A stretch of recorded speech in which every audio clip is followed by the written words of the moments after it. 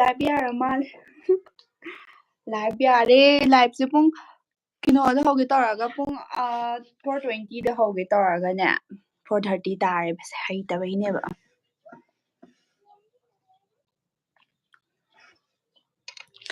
ahan ba oi bide hai tre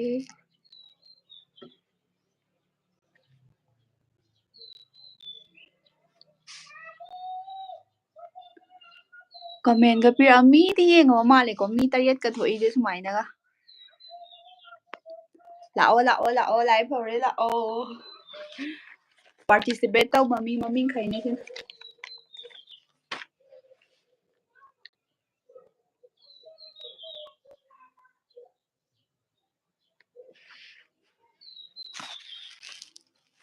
nungai ga ne moi la thăm ga pun ba ga se am lai am te pun gi ya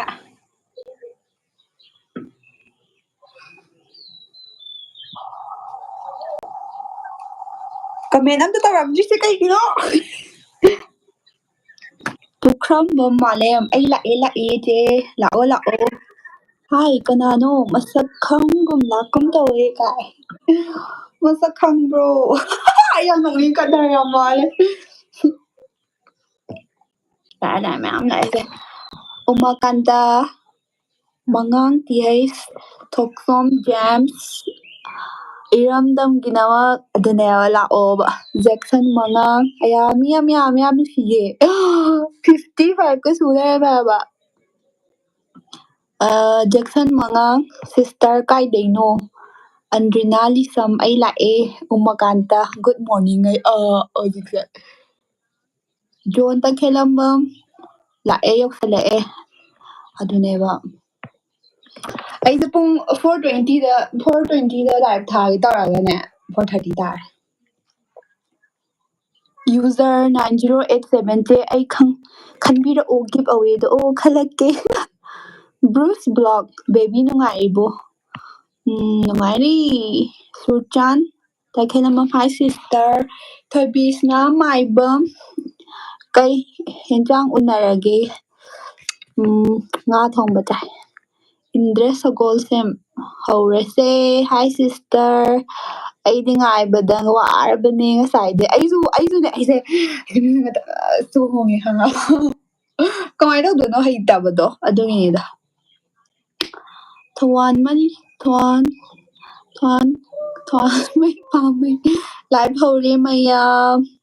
ꯃꯤ 72 ꯁꯨꯔꯦ ꯃꯤ ꯀꯌꯥ ꯁꯨꯔꯀꯥꯟꯗ ꯃꯤ ꯃꯃꯤꯡ ꯄꯥꯊꯣꯛꯁꯤꯒꯦ ꯃꯤ 100ꯒ ꯁꯨꯔꯀꯥꯟꯗ ꯄꯥꯊꯣꯛꯁꯤꯔꯥ ꯉꯥꯏꯈꯣ ꯑꯩ comment ꯃꯌꯥꯝꯁꯤꯅ ꯄꯥꯒꯦꯕ ꯑꯩ ꯋꯥꯔꯤ ꯌꯥꯝ ꯁꯥꯟꯅꯅꯤꯡꯉꯦꯕ ꯅꯣꯏꯒ ꯔꯣꯁꯅꯤ ꯊꯣꯛꯁꯣꯝ ꯑꯩꯁꯨ ꯂꯥꯛꯑꯦ ꯑꯗꯩꯗꯤ ꯍꯧꯔꯁꯦ BK MR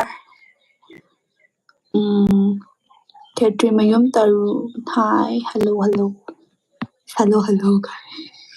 ꯑꯩ ꯌꯥꯝ ꯅꯣꯛꯅꯤꯡ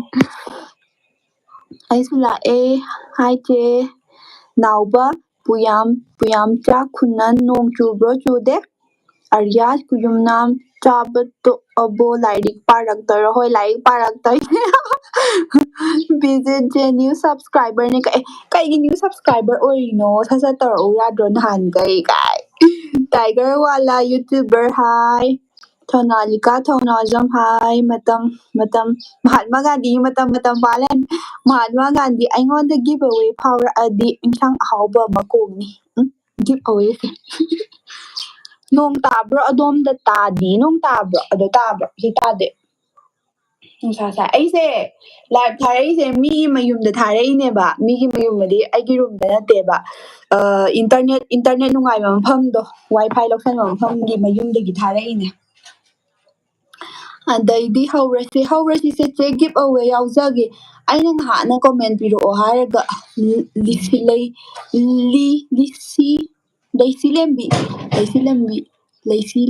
ꯌꯥꯎꯍꯜꯂꯒꯦꯀꯣ ꯂꯩꯁꯤ ꯂꯦꯝꯕꯤ ꯌꯥꯎꯍꯜꯂꯁꯤꯔ ꯃꯌꯥꯝ ꯑꯃ ꯑꯩꯅ ꯆꯦꯂꯦꯟꯖ ꯑꯃ ꯆꯥꯛꯈꯨꯝ ꯀꯌꯥ ꯇꯧꯕꯅꯣ ꯍꯥꯏꯕꯗꯣ ꯑꯗꯨꯗ ꯀꯃꯦꯟ ꯄꯤꯔꯛꯑꯣꯅ ꯍꯥꯏꯈꯤꯕꯅꯦꯕꯀꯣ ꯑꯗ ꯄꯤꯔꯛꯇꯕ꯭ꯔꯥ ꯑꯩ ꯈꯪꯗꯦ ꯑꯗꯣ ꯆꯦ ꯅꯨꯡꯁꯤꯕꯤ ꯑꯩꯁꯨ ꯂꯥꯛꯑꯕꯅꯦ ꯔꯦꯁꯃꯤ ꯂꯥꯏꯁ ꯕꯔꯨꯁ ꯁꯪꯃ ꯁꯥꯏ ꯄ꯭ꯔꯤꯟꯁꯦꯁꯀ ꯍꯥꯏꯖꯤꯜꯂꯤꯒꯦ ꯇꯧꯔꯒꯦ ꯍꯤꯔꯣꯝ ꯇꯅꯨꯖꯥ ꯆꯦ ꯑꯩꯗꯤ ꯌꯦꯡꯕꯗ ꯐꯪꯉꯔꯣꯏ ꯐꯣꯟ ꯃꯩ ꯌꯥꯎꯗ꯭ꯔꯦ ꯑꯩ ꯍꯧꯔꯒꯦꯁꯦ ꯃꯌꯥꯝꯒꯤ ꯀꯃꯦꯟꯁꯦ ꯄꯥꯅꯤꯡꯕꯅꯁꯨ ꯂꯣꯏꯔꯦ ꯇꯧꯔꯤꯁꯦ ꯑꯩ ꯄꯥꯔꯛꯀꯦꯀꯣ ꯑꯗꯣ ꯃꯌꯥꯝ ꯁꯤꯒꯤ ꯒꯤꯚ ꯑꯋꯦ ꯆꯦꯂꯦꯟꯖꯁꯦꯀꯣ ꯑꯩ ꯕꯣꯏꯗꯒ ꯏꯊꯣꯛꯏꯅꯦ ꯉꯁꯥꯏꯗꯩ ꯈꯪꯉꯕ ꯃꯤꯁꯦ ꯄꯥꯔꯇꯤꯁꯤꯄꯦꯠ ꯇꯧꯕꯁꯦ ꯃꯤ 150 ꯇꯧꯋꯦꯕ ꯈꯪꯕ꯭ꯔꯥ ꯑꯩ ꯊꯥꯖꯗꯕꯅꯦ 150 ꯍꯦꯟꯅꯕꯨ ꯇꯧꯕ ꯃꯥꯜꯂꯦ ꯑꯗꯣ ꯃꯃꯤꯡꯈꯩꯁꯦ ꯒꯤꯚ ꯑꯋꯦ ꯃꯃꯤꯡꯈꯩꯁꯦ ꯑꯩ ꯄꯥꯊꯣꯔꯛꯀꯦꯕꯀꯣ ꯃꯌꯥꯝ ꯕꯤꯟꯗ꯭ꯌꯥ ꯀꯩꯁꯥꯝ ꯅꯤꯔꯖ ꯁꯣꯏꯕꯝ ꯈꯨꯞꯁꯅꯥ ꯁꯁꯤ ꯋꯥꯍꯦꯡ ꯔꯣशन ꯑꯥꯏꯔꯣꯝ ꯃꯍꯦꯠꯇ ꯋꯥꯍꯦꯡꯕꯝ ꯕꯦꯕꯤ ꯊꯣꯏ ꯌꯨꯝꯅꯥꯝ ꯚूमिका ꯊꯣꯛꯆꯣꯝ ꯒꯨꯅ ꯕꯤꯂꯥꯃ ꯅꯅꯥꯎꯕꯤ ꯊꯣꯛꯆꯣꯝ ꯔꯣशन ꯋꯥꯡꯈꯦꯝ ꯗꯦꯕꯤꯅꯥ ꯃꯥꯡꯁ ꯍꯥꯏꯔ ꯈꯪꯗꯦ ꯌꯨꯖꯔ ꯑꯃ ꯍꯥꯏ ꯌꯨꯖꯔꯁꯦꯀꯣ ꯑꯩ ꯏꯕꯨꯗꯤ ꯑꯗꯨꯝ ꯏꯕꯅꯦ ꯊꯦꯝꯌꯥ ꯅꯤꯡꯁꯦꯟ ꯂꯥꯏꯐ꯭ꯔꯥꯛꯄꯝ ꯁꯔꯗꯥ ꯑꯗꯩꯗꯤ ꯑꯩ ꯃꯩꯇꯩ ꯅꯣꯡꯁꯥ ꯑꯗꯩꯗꯤ ꯂꯂꯩꯕꯤ ꯁꯟꯇꯣꯁ ꯑꯣꯀ꯭ꯔꯝ ꯑꯣꯖꯦ ꯊꯥꯋꯣꯕꯝ ꯖꯨꯂꯤꯌꯥ ꯂꯤꯌꯥ ꯂꯨꯍꯤꯠ ꯁꯤꯡꯅ ꯃꯌꯥꯝ ꯃꯤ ꯃꯌꯥꯝꯁꯦ ꯌꯥꯝꯃꯦ ꯂꯣꯏ ꯄꯥꯊꯣꯔꯛꯎꯔꯥ ꯄꯥꯊꯣꯔꯛꯀꯅꯨꯔꯥ ꯑꯩ ꯀꯣꯃꯦꯟ ꯃꯌꯥꯝꯗꯨꯁꯨ ꯑꯝꯇ ꯄꯥꯔꯝꯒꯦ ꯑꯩꯅ ꯌꯥꯝ ꯅꯨꯡꯉꯥꯏ ꯁꯨꯃꯥꯏꯅ ꯂꯥꯏꯚ ꯊꯥꯔ ꯀꯣꯃꯦꯟꯒ ꯃꯌꯥꯝ ꯇꯧꯔꯛꯑꯦ ꯍꯥꯏꯕ ꯌꯥꯝ ꯅꯨꯡꯁꯤꯗ꯭ꯔꯣ ꯐꯣꯃꯤ ꯊꯣꯛꯆꯣꯝ ꯀꯃꯦꯟ ꯄꯥꯔꯛꯁꯦ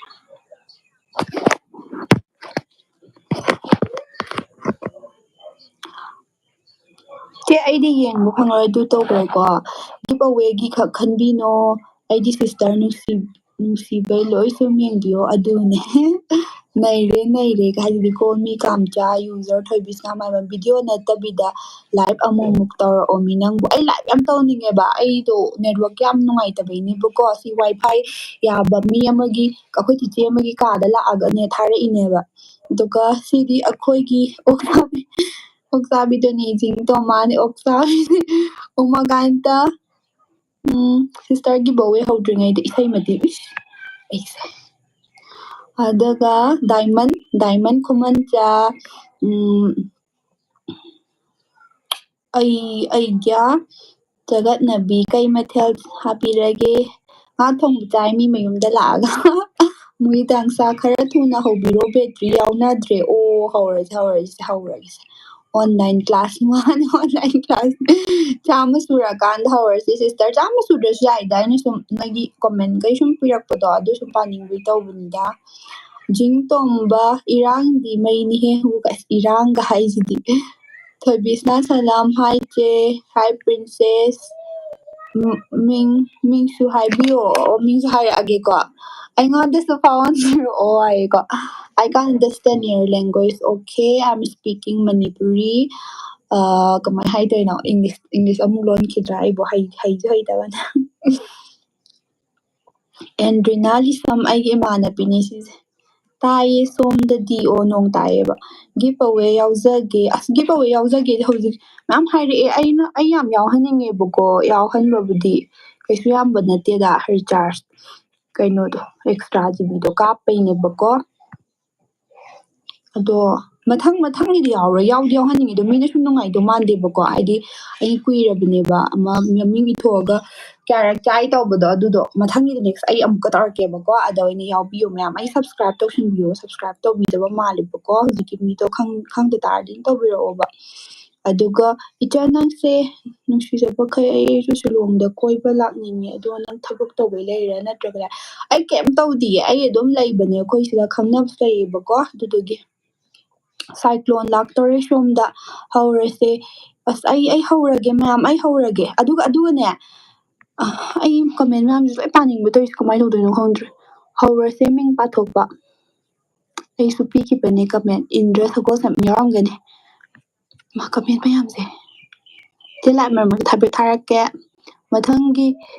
ꯌꯥꯎꯕꯁꯨ ꯍꯥꯟꯅ ꯍꯥꯏꯅꯗꯣꯏꯔꯣ ꯃꯊꯪꯒꯤ ꯔꯥꯀꯦꯁ ꯆꯥꯎꯕ ꯅꯤꯡꯊꯧꯖꯝ ꯎꯗꯕ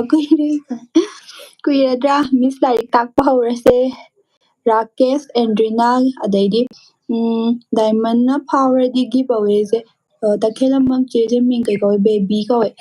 ꯑꯗꯣ ꯕꯦꯕꯤ ꯅꯪ ꯁꯤꯂꯣꯡꯗ ꯀꯩꯗꯧꯔ ꯂꯩꯔꯤꯅꯣ ꯑꯩ ꯑꯗꯨꯝ ꯂꯩꯔꯤꯅꯦ ꯕ꯭ꯔꯨꯁ ꯕ꯭ꯂꯣꯒ ꯑꯩ ꯀꯅꯥꯅꯣ ꯈꯪꯗꯤꯌꯦ ꯀꯅꯥꯅꯣ ꯍꯥꯏꯕꯤꯔꯣ ꯑꯩ ꯈꯪꯉꯝꯅꯤꯕ ꯕꯠ ꯑꯩ ꯍꯧꯖꯤꯛꯇꯤ ꯈꯪꯗꯕꯗꯣ ꯐꯣꯇꯣꯒꯨꯝꯕ ꯌꯥꯎꯗꯕꯒꯤ ꯏꯆꯦꯒꯤ ꯂꯥꯏꯐꯁꯦ ꯉꯁꯤꯅ ꯑꯍꯥꯟꯕꯅꯦ ꯌꯥꯝ ꯅꯨꯡꯉꯥꯏ ꯑꯩꯁꯨ ꯅꯨꯡꯉꯥꯏ ꯌꯥꯝꯅ ꯑꯩ ꯁꯨꯃꯥꯏꯅ ꯅꯣꯏ ꯀꯃꯦꯟꯗꯗꯤ ꯍꯟꯅꯩꯗꯅꯀꯣ ꯁꯤꯗꯗꯤ ꯂꯥꯏꯞꯅꯤꯅ ꯑꯗꯨꯝ ꯍꯥꯏꯕꯗꯣ ꯅꯨꯡꯉꯥꯏꯕꯗꯣ ꯑꯗꯨꯒꯤꯅꯤꯗ ꯕꯦꯕꯤ ꯉꯁꯤ ꯌꯥꯝ ꯍꯔꯥꯎꯋꯤꯅ ꯑꯩ ꯌꯥꯝ ꯍꯔꯥꯎꯋꯤꯃꯦ ꯑꯩꯁꯦ ꯉꯥꯛꯇꯪ ꯄꯥꯈꯠꯂꯤꯅꯤ ꯈꯪꯕ꯭ꯔꯥ ꯍꯥꯏꯕꯗꯤ ꯃꯤꯅꯤꯠ 10 ꯍꯦꯟꯗꯣꯛꯈꯤꯕꯩ ꯋꯥꯅꯤ ꯑꯩꯅ ꯊꯥꯒꯦ ꯇꯧꯔꯒ ꯏꯁꯩ ꯃꯇꯦꯛ ꯍꯥꯏꯐꯦꯠ ꯁꯛꯂꯛꯑꯣ ꯇꯧꯔꯛꯑꯦ ꯁꯧꯒ꯭ꯔꯤꯗꯣ ꯀꯥꯎꯅꯤꯀꯣ ꯑꯩ ꯏꯁꯩꯁꯦ ꯀꯩ ꯏꯁꯩ ꯁꯛꯇꯣꯏꯅꯣ ꯈꯪꯗꯦꯗꯤ ꯄꯥꯊꯣꯛꯑꯣ ꯑꯩꯒꯤ ꯃꯤꯡ ꯌꯥꯎꯕꯤ ꯄꯥꯔꯛꯑꯒꯦꯁꯦ ꯃꯌꯥꯝ ꯂꯥꯏꯚ ꯀꯩꯅꯣ ꯇꯧꯔꯁꯦ ꯒꯤቭ ꯑꯋꯦꯒꯤ ꯇꯧꯔꯁꯦꯕꯀꯣ ꯑꯗꯣ ꯒꯤꯚ ꯑꯋꯦ ꯂꯣꯏꯈ꯭ꯔꯀꯥꯟꯗꯅꯦ ꯑꯃꯨꯛꯀ ꯋꯥꯔꯤ ꯉꯥꯛꯇꯪ ꯁꯥꯟꯅꯁꯦꯕꯀꯣ ꯃꯤ ꯕꯦꯇ꯭ꯔꯤꯒꯨꯝꯕ ꯌꯥꯎꯗꯕꯒꯨꯝꯕ ꯍꯥꯏꯗꯤ ꯂꯣꯇ꯭ꯔꯤꯒꯨꯝꯕ ꯇꯧꯕꯗꯣ ꯑꯗꯨꯗꯣ ꯌꯥꯎꯅꯤꯡꯉꯝꯒꯅꯤꯕ Q&A tꯧꯁꯦ ꯆꯥꯎꯕ ꯅꯣ Q&A ꯀꯥꯏꯅ ꯁꯛꯈꯤꯕꯁꯦ ꯆꯥꯕ ꯌꯦꯡꯕ ꯅꯨꯡꯉꯥꯏ ꯊꯦꯡꯀ꯭ꯌꯨ ꯑꯩꯉꯣꯟꯗ ꯑꯩ ꯐꯥꯎꯍꯜꯂꯒꯦꯁꯦ ꯐꯖꯃꯝꯃꯦ ꯏꯆꯟꯅꯨꯄꯤꯁꯦ ꯕ꯭ꯔꯨꯁ ꯕ꯭ꯂꯣꯛꯁꯦ ꯏꯆꯟꯅꯨꯄꯤ ꯍꯥꯏꯔꯝꯅ ꯏꯕꯨꯡꯒꯨꯝꯕ ꯑꯣꯏꯗꯣꯏꯅꯦ ꯑꯩ ꯃꯃꯤꯡ ꯀꯔꯥꯏꯗ ꯑꯩ ꯈꯪꯗ꯭ꯔꯦꯕꯀꯣ ꯑꯗꯣ ꯍꯥꯏꯕꯤꯔꯝꯃꯣ ꯏꯕꯨꯡ ꯑꯩꯅ ꯀꯩꯒꯨꯝꯕ ꯈꯪꯕ ꯑꯣꯏꯔꯗꯤ ꯍꯥꯏꯔꯛꯇꯣꯏꯅꯦꯕ ꯑꯩ ꯈꯪꯗꯕꯩꯅꯦꯕꯀꯣ ꯍꯧꯔꯁꯤꯀꯣ ꯃꯤ ꯃꯃꯤꯡꯁꯦ ꯑꯩ ꯄꯥꯊꯣꯛꯈ꯭ꯔꯕꯅꯦꯕ 24 ꯐꯥꯎꯕ ꯔꯣꯁꯟ ꯍꯤꯗꯥꯝ ꯑꯦꯅꯤꯇꯤ ꯄꯦꯁꯦ ꯑꯩ ꯃꯃꯤꯡꯁꯦ ꯄ꯭ꯔꯅꯥꯎꯟꯁ ꯇꯧꯕ ꯍꯩꯇꯕꯁꯨ ꯌꯥꯎꯕ ꯌꯥꯏꯀꯣ ꯃꯩꯇꯣꯟ ꯊꯤꯉꯨꯖꯝ ꯔꯤꯁꯤ ꯄꯞꯖꯤ ꯆꯤꯡꯂꯦꯝꯕ ꯁꯤꯡꯍ ꯑꯗꯩꯗꯤ ꯌꯨꯖꯔꯁꯤ ꯃꯃꯤꯡ ꯍꯥꯏꯔꯛꯑꯔꯣꯏꯒꯦ ꯕꯦꯝꯕꯦꯝ ꯃꯣꯏꯔꯥꯡꯊꯦꯝ ꯑꯗꯩꯗꯤ ꯕꯦꯈꯥ ꯅꯤꯡꯊꯧꯖꯝꯃꯌꯨꯝ ꯁꯟꯖꯤꯠ ꯅꯣꯡ ꯅꯤꯉꯣꯝꯕꯝ ꯅꯤꯡꯊꯣꯏꯉꯝꯕꯤ ꯁꯨꯔꯟ ꯊꯥꯡꯖꯝ ꯈꯦꯇ꯭ꯔꯤꯃꯌꯨꯝ ꯇꯔꯨꯟ ꯑꯊꯣꯏ ꯂꯨꯋꯥꯡ ꯑꯁꯥꯀꯨꯃꯥꯔ ꯊꯣꯡꯉꯝ A.K. ꯔꯥꯖꯂꯛꯁꯃꯤ ꯂꯥꯏꯔꯦꯟꯃꯌꯨꯝ ꯑꯗꯩꯗꯤ ꯃꯪꯂꯦꯝ ꯂꯧꯁꯟꯕꯝ ꯄ꯭ꯔꯕꯤꯟ ꯃꯣꯏꯔꯥꯡꯊꯦꯝ BK ꯑꯦꯝꯊꯦꯝ ꯅꯤꯕꯥꯁ ꯁꯣꯏꯕꯝ ꯃꯥꯂꯨꯕ ꯁꯥꯔ ꯑꯣꯜ ꯔꯥꯎꯟꯗꯔ ꯃꯦꯟ ꯕꯣꯕꯤꯟ ꯅꯥꯎꯔꯥꯝ ꯃꯦꯗꯤꯌꯝ ꯊꯤꯌꯥꯝ ꯄꯤꯀꯥꯖꯨ ꯑꯉꯣꯝ ꯉꯥꯟꯊꯣꯏ ꯑꯣꯏꯅꯥꯝ ꯖꯣꯟ ꯇꯈꯦꯜꯃꯌꯨꯝ ꯔꯥꯏꯅꯥ ꯒꯨꯔꯨꯃꯌꯨꯝ ꯋꯥꯏꯈꯣꯝ ꯑꯁꯪ ꯀꯦꯔꯤꯀꯥꯡꯖꯝ ꯐꯨꯄꯥꯝꯕꯤ ꯑꯟꯖꯂꯤ ꯑꯁꯦꯝ ꯇꯝꯐꯥꯁꯅꯥ ꯁꯤꯕꯣꯛꯇ ꯃꯤ 56ꯅꯦꯕꯀꯣ ꯑꯗꯨꯒ ꯔꯣꯕꯤꯟꯁꯟ ꯂꯤꯁꯝ ꯔꯤꯌꯥꯟ ꯁꯌꯥ ꯑꯁꯦꯝ ꯀꯣꯟꯁꯝ ꯁꯅꯥꯇꯣꯟ ꯔꯥꯙꯥꯄꯤꯌꯥ ꯅꯥꯎꯔꯦꯝ ꯁꯔꯥꯡꯊꯦꯝ ꯑꯣꯏꯅꯥꯝ ꯑꯅꯟ ꯑꯟꯖꯂꯤ ꯀꯣꯟꯊꯧꯖꯝ ꯑꯗꯩꯗꯤ ꯌꯨꯖꯔ ꯃꯌꯥꯝꯁꯦ ꯑꯩ ꯍꯥꯏꯔꯔꯣꯏꯒꯦꯕꯀꯣ ꯑꯗꯨꯒ ꯃꯌꯥꯝ ꯌꯥꯔꯒꯗꯤ ꯌꯨꯖꯔꯗꯣ ꯃꯃꯤꯡ ꯍꯥꯞꯄꯤꯌꯣꯕꯀꯣ ꯑꯗꯣ ꯂꯛꯀꯤ ꯗ꯭ꯔꯣꯗ ꯁꯨꯃꯥꯏꯅ ꯏꯕ ꯀꯥꯟꯗꯗꯤ ꯁꯤꯗꯅꯤ ꯇꯧꯔꯛꯇꯣꯏꯁꯤꯅꯦ ꯋꯥꯎ ꯄꯥꯏꯊꯣꯛꯈꯤꯅꯤ ꯑꯃꯨꯛ ꯁꯤꯗꯤ ꯀꯩꯅꯣ ꯍꯥꯟꯅꯒꯤꯔꯣ ꯍꯧꯖꯤꯛ ꯄꯥꯏꯊꯣꯛꯈꯤꯕ꯭ꯔꯣ ꯑꯩ ꯀꯣꯛ ꯉꯥꯎꯔꯦ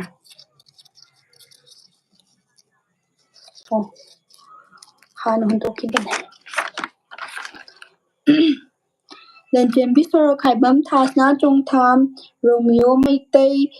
ꯄꯦꯀꯥ ꯔꯣꯃꯤꯂꯥ ꯂꯥꯏꯃꯌꯨꯝ ꯔꯣꯁꯤꯕꯤꯅꯥ ꯑꯣꯀ꯭ꯔꯝ ꯅꯤꯡꯊꯤꯕ ꯂꯥꯏ ꯁꯨꯔꯦꯁ ꯏꯂꯥꯡꯕꯝ ꯂꯝꯖꯤꯡ 8035 ꯁꯅꯥꯇꯣꯏ ꯊꯥꯡꯖꯝ ꯍꯦꯟꯊꯣꯏꯕ ꯅꯥꯎꯔꯦꯝ ꯁ꯭ꯋꯤꯇꯤ ꯖꯦꯅꯤ ꯊꯣꯉꯥꯝ ꯂꯥꯏꯁ꯭ꯔꯝ ꯁꯣꯅꯤꯕꯂꯥ ꯍꯌꯤꯡꯇꯥꯛ ꯂꯥꯏꯁ꯭ꯔꯝ ꯆꯟꯆꯟ ꯈꯦꯂꯥꯟ ꯁꯥꯏꯈꯣꯝ ꯂꯤꯀꯥ ꯊꯣꯉꯥꯝ ꯄꯦꯇꯔ ꯄꯥꯔꯀꯔ ꯃꯃꯤꯡ ꯍꯩꯇꯦ ꯄꯥꯕ ꯆꯦꯒꯤ ꯃꯤꯡ ꯍꯥꯞꯄꯤꯔꯛꯑꯣ ꯌꯦꯡꯖꯒꯦ ꯆꯦ ꯑꯩꯒꯤ ꯃꯤꯡ ꯍꯥꯞꯄꯤꯔꯛꯑꯣ ꯔꯤꯜꯁꯇ ꯐꯠ ꯆꯣꯡꯁꯤꯜꯂꯛꯄꯅꯤ ꯁꯤꯗꯤ ꯂꯥꯏꯚ ꯑꯣꯏꯔꯝꯃꯦ ꯑꯩꯉꯣꯟꯗ ꯐꯥꯎꯍꯟꯕꯤꯔꯛꯑꯣ ꯆꯦ ꯕꯥꯏ ꯕꯥꯏ ꯑꯩ ꯃꯩ 1% ꯉꯥꯏꯔꯦ ꯑꯁ ꯌꯥꯝ ꯅꯨꯡꯉꯥꯏꯇꯦ ꯑꯩꯁꯤ ꯂꯥꯏꯚꯁꯦ ꯁꯦꯞ ꯇꯧꯗꯣꯏꯅꯦ ꯑꯗꯨꯕꯨꯗꯤ ꯌꯦꯡꯉꯣꯀꯣ ꯑꯕꯦꯝꯃ ꯅꯪ ꯑꯩ ꯐꯥꯎꯍꯜꯂꯣ ꯏꯟꯁꯇꯥꯗ DM ꯇꯧꯈꯤꯕꯅꯦ ꯑꯩ ꯌꯦꯡꯉꯛꯑꯒ ꯍꯥꯏꯔꯛꯀꯦ ꯆꯦ ꯀꯃꯦꯟꯠꯁ ꯄꯥꯕꯤꯌꯣ ꯌꯥꯝ ꯋꯥꯅ ꯉꯥꯏꯖꯕꯅꯦ ꯃꯥꯂꯨ ꯕꯁꯇꯔ ꯅꯪꯒꯤ ꯃꯃꯤꯡ ꯌꯥꯎꯕꯅꯦ ꯍꯣꯔꯦꯟ ꯐꯥꯎꯍꯜꯂꯁꯤ ꯀꯥꯏꯅ ꯁꯔꯨꯡꯕꯝ ꯙꯤꯔꯥꯖꯁꯨ ꯂꯣꯏ ꯌꯥꯎꯈꯤꯕꯅꯤ ꯁꯤꯗ ꯍꯥꯏꯔꯛꯏ ꯃꯌꯥꯝꯁꯦ ꯑꯩ ꯑꯃꯨꯛꯅꯦ ꯃꯃꯤꯡ ꯄꯥꯊꯣꯛꯑꯒꯦ ꯆꯦ ꯄ꯭ꯂꯤꯖ ꯐꯥꯎꯍꯟꯕꯤꯔꯛꯎꯀꯣ ꯑꯁ ꯑꯩ ꯅꯣꯏ ꯂꯣꯏ ꯐꯥꯎꯍꯟꯅꯤꯡꯉꯦ ꯀꯃꯥꯏꯅ ꯇꯧꯅꯤ ꯁ꯭ꯂꯣꯞꯂꯦꯟꯗ ꯇꯝꯃꯤꯟꯅꯔꯛꯄ ꯅꯣꯏ ꯁꯦꯅꯤꯌꯔꯅꯦ ꯕꯦꯕꯤ ꯍꯥꯏ ꯍꯣꯏ ꯑꯩ ꯁ꯭ꯂꯣꯞꯂꯦꯟ ꯇꯝꯃꯛꯑꯦ ꯑꯩ ꯃꯁꯛ ꯈꯪꯗꯕꯩꯅꯦ ꯎꯔꯗꯤ ꯈꯪꯒꯅꯤꯗ ꯑꯩ ꯌꯥꯎꯗ꯭ꯔꯕꯣ ꯌꯥꯎꯋꯦ ꯑꯗꯨꯒ ꯍꯨꯏꯗ꯭ꯔꯣꯝ ꯁꯅꯥꯊꯣꯏ ꯄꯨꯔꯤ ꯑꯩꯁꯦ ꯍꯔꯥꯎꯃꯟꯗꯅ ꯊꯛꯀꯠꯂꯒ ꯄꯥꯈꯠꯄ ꯑꯃꯁꯨ ꯌꯥꯎꯁꯜꯂꯛꯑꯦꯕꯀꯣ ꯅꯪꯒꯤ ꯀꯣꯃꯦꯟꯁꯨ ꯄꯥꯅꯤꯡꯕ ꯁꯤꯁꯨ ꯄꯥꯅꯤꯡꯕ ꯑꯅꯤꯃꯛ ꯂꯣꯏ ꯇꯧꯅꯤꯡꯕꯗꯣ ꯑꯗꯨꯒꯤ ꯑꯗꯨꯒ Bankim Konthawjam KH9181 Sarungbam Dhiras Premchand Ayekpam Asa Elangbam Ronaldo Salam Gitanjali Kuman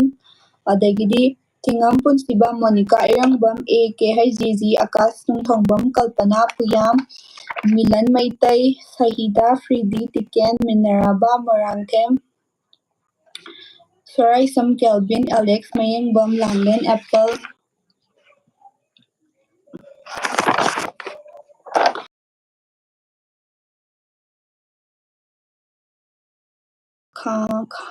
Khanam Tarangbam Alex Maitay Thirita Devi Malemgambi Thiam ꯑꯗꯒꯤꯗꯤ ꯆꯥꯎꯕ ꯅꯤꯡꯊꯧꯖꯝ ꯏꯇꯥꯎꯕꯤ ꯃꯉꯥ ꯑꯩ ꯌꯥꯎꯗ꯭ꯔꯕꯣ ꯌꯥꯎꯋꯦ ꯏꯇꯥꯎꯕꯤ ꯃꯉꯥ ꯑꯗꯨꯒ ꯃꯣꯃꯣꯆꯥꯗ ꯈꯦꯂꯝꯕꯝ ꯃꯥꯏꯕꯝ ꯃꯅꯤꯇꯣꯝꯕ ꯁꯤꯡ ꯊꯥꯖ ꯃꯥꯟꯕꯤ ꯁꯣꯔꯥꯝ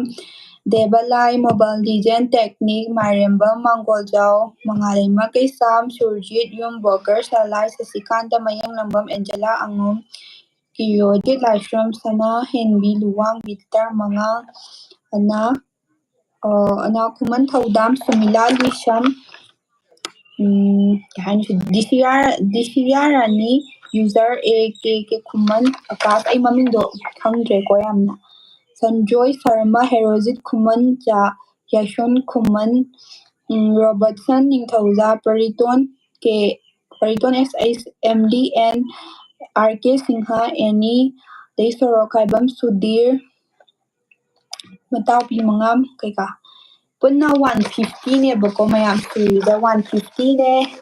ꯑꯗꯣ ꯃꯌꯥꯝ ꯍꯧꯔꯁꯦ ꯍꯧꯗ꯭ꯔꯤꯉꯩꯗꯩ ꯀꯣꯃꯦꯟ ꯑꯝꯇꯪ ꯇꯥꯔ ꯄꯥꯊꯣꯛꯑꯝꯒꯦꯕꯀꯣ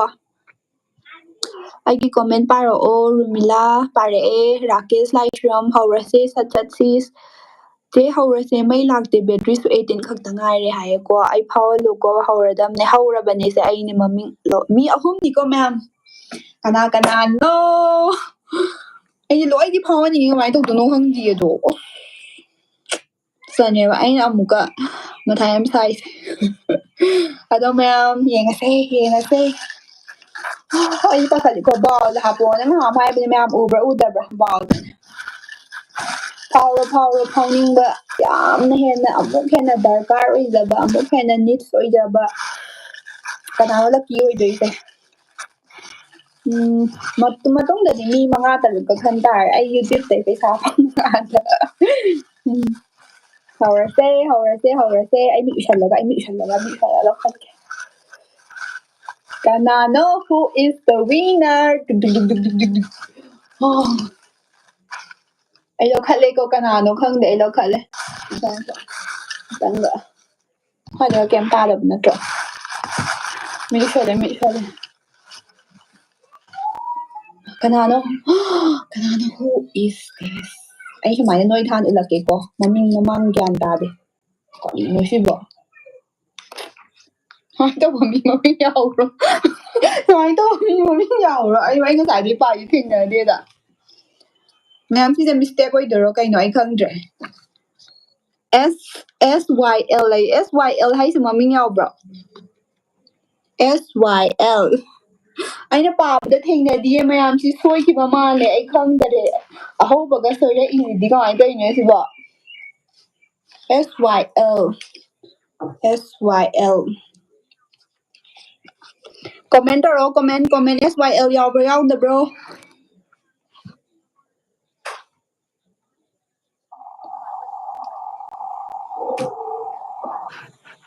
I am winner thank you guys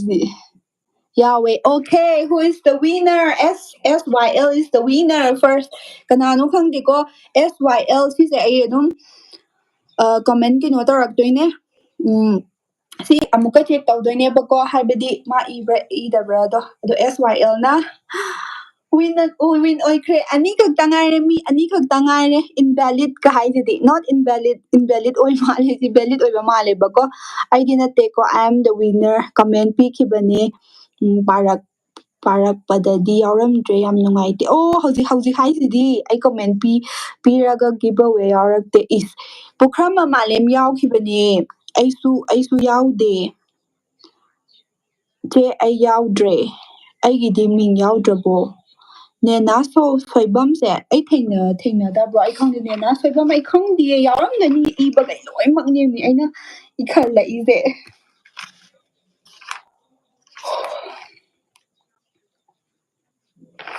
ꯉꯥꯏꯈꯣ ꯑꯩꯅ ꯃꯃꯥꯡꯗꯁꯨ ꯄꯥꯈ꯭ꯔꯕꯅꯦꯕꯀꯣ ꯃꯤ ꯃꯃꯤꯡꯈꯩꯗꯣ ꯃꯤ 20-30 ꯍꯦꯟꯅ ꯄꯥꯈ꯭ꯔꯕꯅꯦꯕ ꯍꯧꯖꯤꯛꯀꯤ ꯃꯃꯥꯡ ꯄꯥꯗ꯭ꯔꯤꯉꯩꯗ Sonali Sorok Haibam si yaukibane. Yauge che ay yaudre tanu yumnam su yawi kaino yaude ma'am hairaysibo aibo. Duga Chirom baby aisu yauge ay yaure yai phare ay yamdre sister Kerry Kangzam su yaukiba malida. Yaurase che haurase singa hauko ay mu yaude yaude haibim nungaitrinine tawris. Aydi yaude ko saya angom yaukibane. Is saya angom sa ako'y angang ko aydi yaude ko. Iba yaukibraba. Ay yauba tahonarabo. Ay yauba tahonarabo kahano. Ay yau Ite aisu yaude kaino so yaude maya phaisibo. Maya may pakhalbana lor. Ay ming papa haubaday tarine. Pukramba malem sa ayam dang check tawge ko pukramba malem hai se ma'am ay man comment pier keep do khangi ba ko if I ne of the tar ay hoji hapchan gi ko ma'am sawaya de sima de maram de ay khangi ba ma se ma ay ngona comment pier pa ni ay khangi ba ko adis di yam do di mali ba kamay ne yam do no karino ibo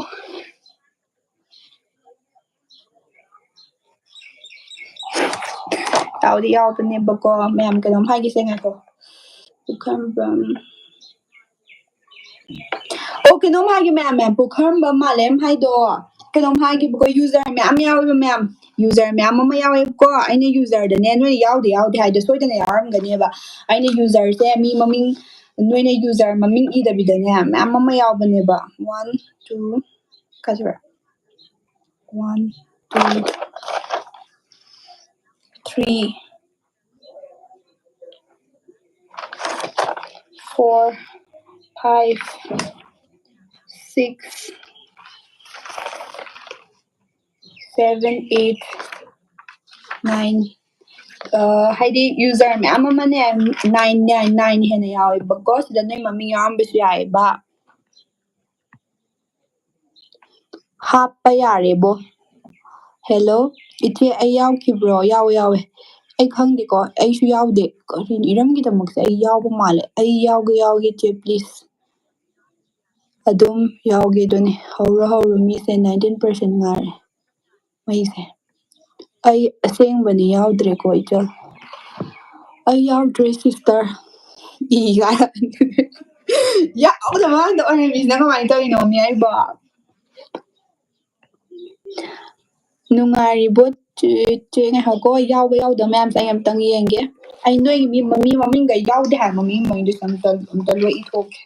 Lo comment pida check tawag siya na ibo. Kuya dito ko na may taw lede. Bukam mamalem budi yaw ba na ikang ni basingang sa kahamo. Bukam mamalem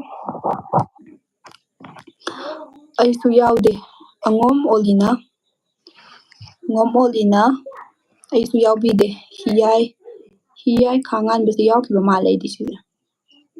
Kayri hainari no ay su yaude chirom bobi yaude pangain sa lao ha sila mo ka. Hagi tawbani ko ma'am.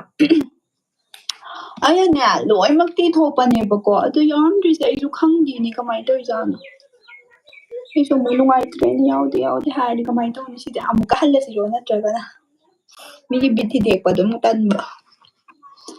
Ay di lakta ngay di hawrose. Ay di eto biro sister. Eto biro di kamay ano. Kesa sa tawro beto yaude. Iti amuk ta hay biro.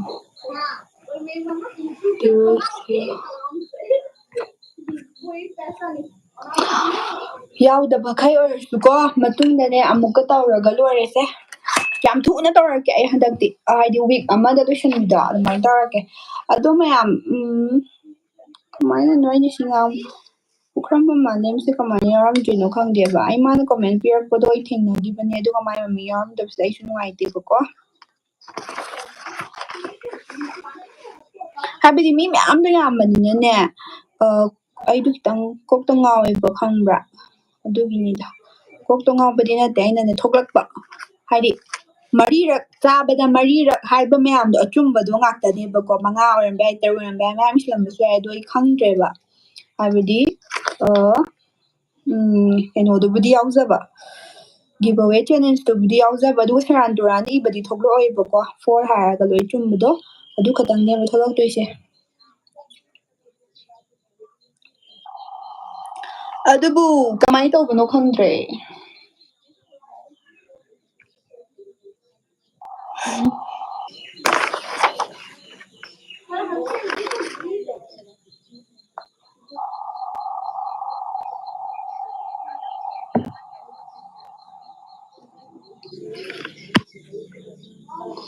ꯑꯌꯥꯎꯕꯈꯩ ꯇꯧꯔꯣ ꯑꯩꯁꯨ ꯌꯥꯎꯔꯝꯗ꯭ꯔꯦ ꯑꯗꯨꯕꯨ ꯃꯌꯥꯝꯒꯤ ꯌꯦꯡꯂꯒ ꯄꯦꯟꯊꯣꯛꯑꯒꯦ okay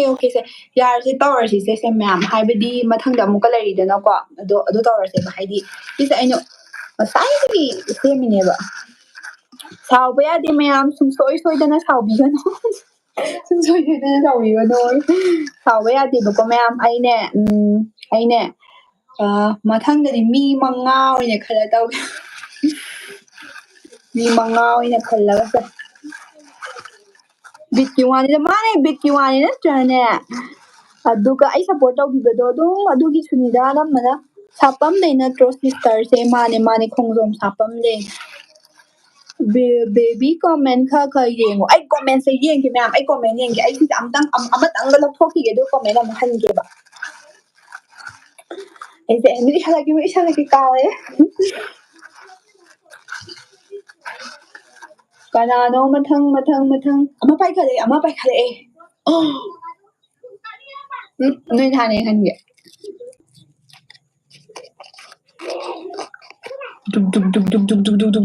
ꯄꯦꯟꯁꯤꯜꯅ ꯏꯕꯒ ꯌꯥꯎꯈꯤꯕꯅꯦꯕ ꯃꯤꯁꯦ ꯍꯦꯛꯇ ꯌꯥꯝꯃꯟꯗꯅ ꯑꯣ ꯍꯨ ꯏꯁ ꯔꯥꯖꯂꯛꯁꯃꯤ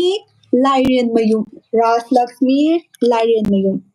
ꯀꯅꯥꯅꯣ ꯁꯤꯕꯣ ꯑꯩ ꯈꯪꯗꯤꯌꯦ ꯁꯦꯀꯦꯟ ꯁꯨꯕꯗꯅ ꯔꯥꯖꯂꯛꯁꯃꯤ ꯂꯥꯏꯃꯌꯨꯝ ꯑꯃꯅ ꯐꯥꯎꯈ꯭ꯔꯦ ꯌꯥꯝ ꯅꯛꯅ ꯌꯥꯝ ꯅꯛꯅ ꯂꯩꯔꯝꯃꯦꯅꯦ ꯂꯝꯁꯤ ꯅꯛꯅꯔꯝꯒꯅꯤ ꯑꯃ ꯇꯥꯈ꯭ꯔꯦ ꯑꯃ ꯄꯥꯏꯊꯣꯛꯈ꯭ꯔꯦ ꯏꯆꯜ ꯑꯕꯦꯝꯃ ꯍꯧꯔꯣ ꯃꯊꯪꯗꯁꯨ ꯃꯇꯝ ꯃꯌꯥꯝ ꯂꯩꯔꯤ ꯍꯣꯏ ꯑꯗꯨꯅꯦ ꯆꯤ ꯁꯥꯟꯅꯗꯕꯗꯤ ꯍꯣꯏ ꯌꯥꯎ ꯇꯥꯕꯅꯤꯀꯣ ꯑꯩꯗꯤꯅꯦ ꯅꯨꯡꯗꯤ ꯅꯨꯡꯉꯥꯏꯇꯦꯕꯀꯣ ꯂꯣꯏꯅ ꯌꯥꯎꯍꯟꯅꯤꯡꯕ ꯑꯗꯨꯒꯤꯅꯤꯗ ꯆꯦ ꯕꯦꯕꯤ ꯀꯨꯞꯁꯨ ꯆꯥꯔꯛꯑꯣ ꯆꯥꯅꯤꯡꯉꯦ ꯀꯨꯞꯁꯨꯗꯣ ꯁꯤꯒꯤ ꯆꯦꯡꯁꯦ ꯍꯥꯎꯇꯕꯒꯤ ꯇꯧꯕꯅꯦ ꯍꯥꯏꯗꯤ ꯃꯣꯏ ꯆꯦꯡꯁꯦ ꯀꯜꯂꯦꯕ ꯑꯊꯣꯠꯄꯒꯨꯝꯕꯗꯣ ꯑꯩꯈꯣꯏ ꯌꯨꯝꯒꯤ ꯑꯃ ꯀꯨꯞꯁꯨ ꯆꯥꯕꯤꯗ ꯍꯥꯎꯕꯤ ꯆꯦꯡꯗꯣ ꯇꯛꯊꯣꯛꯇ ꯉꯥꯏꯔꯤꯉꯩꯗ ꯑꯃ ꯇꯧꯕꯗꯣ ꯍꯥꯎꯕꯗꯣ ꯁꯌꯥ ꯅꯍꯥꯟꯃꯨꯛ ꯃꯊꯛꯇ ꯇꯧꯔꯒ ꯑꯩꯈꯣꯏ ꯆꯥꯕꯗꯣ ꯃꯤꯃꯤ ꯁꯤꯡꯖꯨꯒ ꯇꯧꯔꯒ ꯀꯥꯏ ꯆꯠꯈ꯭ꯔꯦ ꯑꯃ ꯆꯣꯡꯊꯣꯛꯈ꯭ꯔꯦ ꯑꯃ ꯇꯠꯈ꯭ꯔꯦ ꯁꯤꯁꯇꯔ ꯆꯤꯡꯊꯥꯝꯗꯩꯅꯦ ꯑꯩꯁꯨ ꯑꯣꯀꯦ ꯗꯤꯌꯥ ꯅꯍꯥꯟ ꯀꯣꯃꯦꯟ ꯄꯤꯔꯛꯄꯗꯣ ꯆꯦ ꯑꯃ ꯄꯥꯏꯊꯣꯛꯈ꯭ꯔꯦ ꯍꯣꯏ ꯃꯤ ꯑꯩ ꯀꯣꯃꯦꯟꯁ ꯄꯤꯐꯝ ꯈꯪꯗ꯭ꯔꯦ ꯅꯨꯄꯤ ꯅꯪꯕꯨ ꯀꯉꯥꯎ ꯑꯩꯁꯨ ꯉꯥꯎꯔꯤꯅꯤꯅꯦ ꯆꯦ ꯍꯧꯔꯛꯑꯣ ꯁꯤꯁ ꯗꯤ ꯂꯦꯐꯇ ꯇꯥꯈ꯭ꯔꯦ ꯐꯥꯁ ꯀꯩ ꯃꯤꯡ ꯀꯧꯒꯦ ꯑꯩꯒꯤꯗꯤ ꯐꯥꯁꯁꯦ SYL ꯍꯥꯏꯌꯦꯀꯣ ꯃꯥꯏ ꯌꯨꯖꯔꯁꯦ ꯑꯩ ꯍꯣꯔꯦꯟ ꯁꯤ ꯁꯨꯃꯥꯏꯅ ꯋꯤꯟꯅꯔ ꯑꯣꯏꯕ ꯃꯌꯥꯝꯁꯦ ꯃꯌꯥꯝ ꯑꯩ ꯂꯣꯏ ꯊꯤꯈꯤꯅꯤ ꯑꯗꯨꯒ ꯚꯤꯗꯤꯑꯣ ꯐꯖꯅ ꯐꯣꯇꯣ ꯑꯣꯏꯅ ꯊꯥꯒꯠꯂꯛꯀꯦꯕꯀꯣ ꯋꯤꯟꯅꯔ ꯑꯣꯏꯈꯤꯕꯈꯩꯗꯣ ꯂꯣꯏꯅꯃꯛ ꯑꯗꯨꯒ ꯀꯣꯃꯦꯟ ꯆꯦꯛꯁꯨ ꯇꯧꯈꯤꯅꯤꯕ ꯑꯗꯣ ꯑꯃꯨꯛꯀ ꯑꯃ ꯄꯥꯏꯊꯣꯛꯈ꯭ꯔꯦ ꯍꯥꯏꯁꯦ ꯁꯤꯁꯦ ꯑꯣꯏꯗꯣꯏꯅꯦ ꯑꯩ ꯄꯥꯏꯊꯣꯛꯈ꯭ꯔꯦ ꯍꯥꯏꯗꯨꯗ ꯀꯔꯤꯅꯣ ꯈꯜꯂꯨꯔꯦꯅꯦ ꯊꯦꯡꯀ꯭ꯌꯨ ꯑꯩ ꯑꯗꯨꯝ ꯃꯤꯁ ꯇꯧ ꯂꯩꯌꯦ ꯌꯥꯝ ꯍꯥꯎꯕꯩ ꯆꯦ ꯏꯅꯥꯎꯄꯥ ꯂꯥꯛꯑꯦ ꯅꯅꯥꯎꯄꯥ ꯂꯥꯛꯏ ꯂꯥꯛꯑꯣ ꯅꯦꯛꯁ ꯇꯧꯔꯣ ꯅꯦꯠ ꯂꯣꯏꯗꯣꯔꯦ ꯌꯥꯝ ꯅꯨꯡꯉꯥꯏꯇꯦ ꯑꯃꯁꯨ ꯄꯥꯏꯊꯣꯛꯑꯝꯃꯦ ꯑꯁ ꯑꯩꯕꯨ ꯑꯝꯇ ꯂꯩꯇ꯭ꯔꯦꯀꯣ ꯑꯝꯇ ꯂꯩꯇ꯭ꯔꯦꯀꯣ ꯁꯦ ꯀꯅꯥꯅꯣ ꯑꯝꯇ ꯐꯥꯎꯕꯤꯌꯨꯕ ꯑꯩ ꯑꯝꯇ ꯐꯥꯎꯕꯤꯌꯨ ꯀꯥꯏꯗ ꯑꯩ ꯑꯝꯇ ꯐꯥꯎꯕꯤꯌꯨ ꯉꯥꯏꯈꯣꯀꯣ ꯃꯌꯥꯝꯁꯤꯗ ꯑꯃ ꯁꯨꯃꯥꯏꯅ ꯊꯣꯛꯂꯛꯑꯦ ꯑꯝꯇ ꯇꯥꯁꯟꯕꯤꯒꯦ ꯌꯥꯔꯁꯦ ꯍꯧꯔꯁꯦ ꯌꯥꯔꯁꯦ ꯏꯁꯜꯂꯒ ꯂꯥꯁ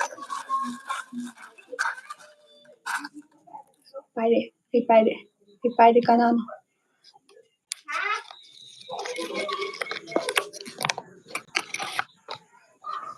ꯑꯁ ꯀꯅꯥꯅꯣ ꯇꯥꯔꯥꯖꯨ ꯍꯥꯏꯁꯤꯕꯣ ꯇꯥꯔꯥꯖꯨ ꯁꯤꯗ ꯀꯃꯦꯟ ꯄꯤꯔꯛꯄꯗ ꯑꯝꯇ ꯌꯥꯎꯗ꯭ꯔꯕꯣ ꯇꯧꯔꯤꯁꯤꯕꯣ ꯇꯥꯔꯥꯖꯨꯅ ꯐꯥꯎꯈ꯭ꯔꯦ ꯂꯣꯏꯔꯦ ꯃꯌꯥꯝ ꯑꯃꯁꯨ ꯄꯥꯏꯊꯣꯛꯑꯝꯃꯤꯁꯤꯗ ꯇꯥꯔꯥꯖꯨ ꯀꯧꯕ ꯑꯃꯅꯦ ꯔꯥꯖꯂꯛꯁꯃꯤ ꯂꯥꯏꯁ꯭ꯔꯝ ꯂꯥꯏꯔꯦꯟꯃꯌꯨꯝ ꯍꯥꯏꯕ ꯑꯃꯅꯦ ꯑꯗꯒꯤ SBSYL ꯁꯤ ꯑꯍꯨꯝꯁꯦ ꯐꯥꯎ ꯇꯥꯔꯗꯤ ꯀꯃꯦꯟ ꯇꯧꯁꯤꯜꯂꯝꯃꯣ ꯅꯠꯇ꯭ꯔꯒꯅ ꯑꯩ ꯍꯧꯖꯤꯛ ꯉꯥꯛꯇꯪ ꯂꯩꯔꯒ ꯐꯣꯇꯣ ꯊꯥꯒꯠꯂꯛꯑꯒꯦ ꯑꯗ ꯀꯃꯦꯟ ꯇꯧꯔꯛꯑꯣ ꯑꯗꯨꯗꯨꯒ ꯒꯤꯞ ꯑꯋꯦꯗꯣ ꯇꯧꯊꯣꯔꯛꯑꯒꯦ ꯒꯤꯞ ꯑꯋꯦꯗꯣ ꯑꯃꯁꯨ ꯇꯥꯈ꯭ꯔꯦ ꯂꯣꯏꯔꯦ ꯑꯩ ꯌꯥꯎꯗ꯭ꯔꯦ ꯃꯥꯜꯂꯦ ꯏꯆꯦ ꯑꯃꯁꯨ ꯄꯥꯏꯊꯣꯛꯈ꯭ꯔꯦ ꯑꯩꯗꯤ ꯃꯤꯠ ꯎꯏꯁꯜꯂꯒ ꯇꯧꯔꯕꯅꯤꯅ ꯍꯦꯛꯇ ꯄꯥꯏꯊꯣꯛꯈ꯭ꯔꯦ ꯃꯌꯥꯝ ꯌꯥꯝꯃꯦꯕꯀꯣ ꯑꯗꯨꯅꯅꯦ ꯒꯤꯞ ꯑꯋꯦ ꯑꯃ ꯇꯧꯔꯛꯀꯦꯁꯦ ꯃꯌꯥꯝ ꯒꯤꯞ ꯑꯋꯦ ꯂꯨꯄꯥ ꯀꯩꯅꯣꯒꯤ ꯇꯧꯁꯤꯔꯣ ꯑꯩꯕꯨ ꯅꯣꯛꯅꯤꯡꯉꯦ ꯌꯥꯝꯅ ꯀꯩꯕ ꯑꯃ ꯔꯤꯆꯥꯔꯖ 1 GB 2 GB ꯐꯪꯕꯤ ꯂꯨꯄꯥ 10 ꯑꯗꯨꯒꯤ ꯑꯦꯛꯁꯇ꯭ꯔꯥ ꯕꯣꯅꯁ ꯑꯃꯒ ꯍꯥꯞꯄꯤꯔꯣ ꯁꯤ ꯃꯔꯛꯁꯤꯗꯒꯤ ꯑꯃ ꯃꯌꯥꯝ ꯇꯧꯁꯤꯔꯣ ꯍꯥꯏꯔꯣ ꯍꯥꯏꯗꯤ ꯌꯥꯝꯗꯕꯤꯗ ꯂꯨꯄꯥ 50ꯒꯨꯝꯕ ꯂꯨꯄꯥ 10ꯒꯨꯝꯕ ꯀꯩꯅꯣꯗꯅ ꯖꯤꯑꯣꯗꯅ 2.5 GBꯒꯤꯗꯣ ꯑꯩꯅ ꯍꯦꯛ ꯍꯥꯞꯄꯗꯣ sorry ꯂꯨꯄꯥ 15ꯒ 19 ꯑꯃ ꯌꯥꯎꯕꯅꯦꯕ ꯃꯌꯥꯝ ꯕꯤꯠꯇ ꯑꯃꯒ ꯇꯧꯈꯤꯁꯤꯔꯣ ꯂꯨꯄꯥ 19 50ꯒꯤ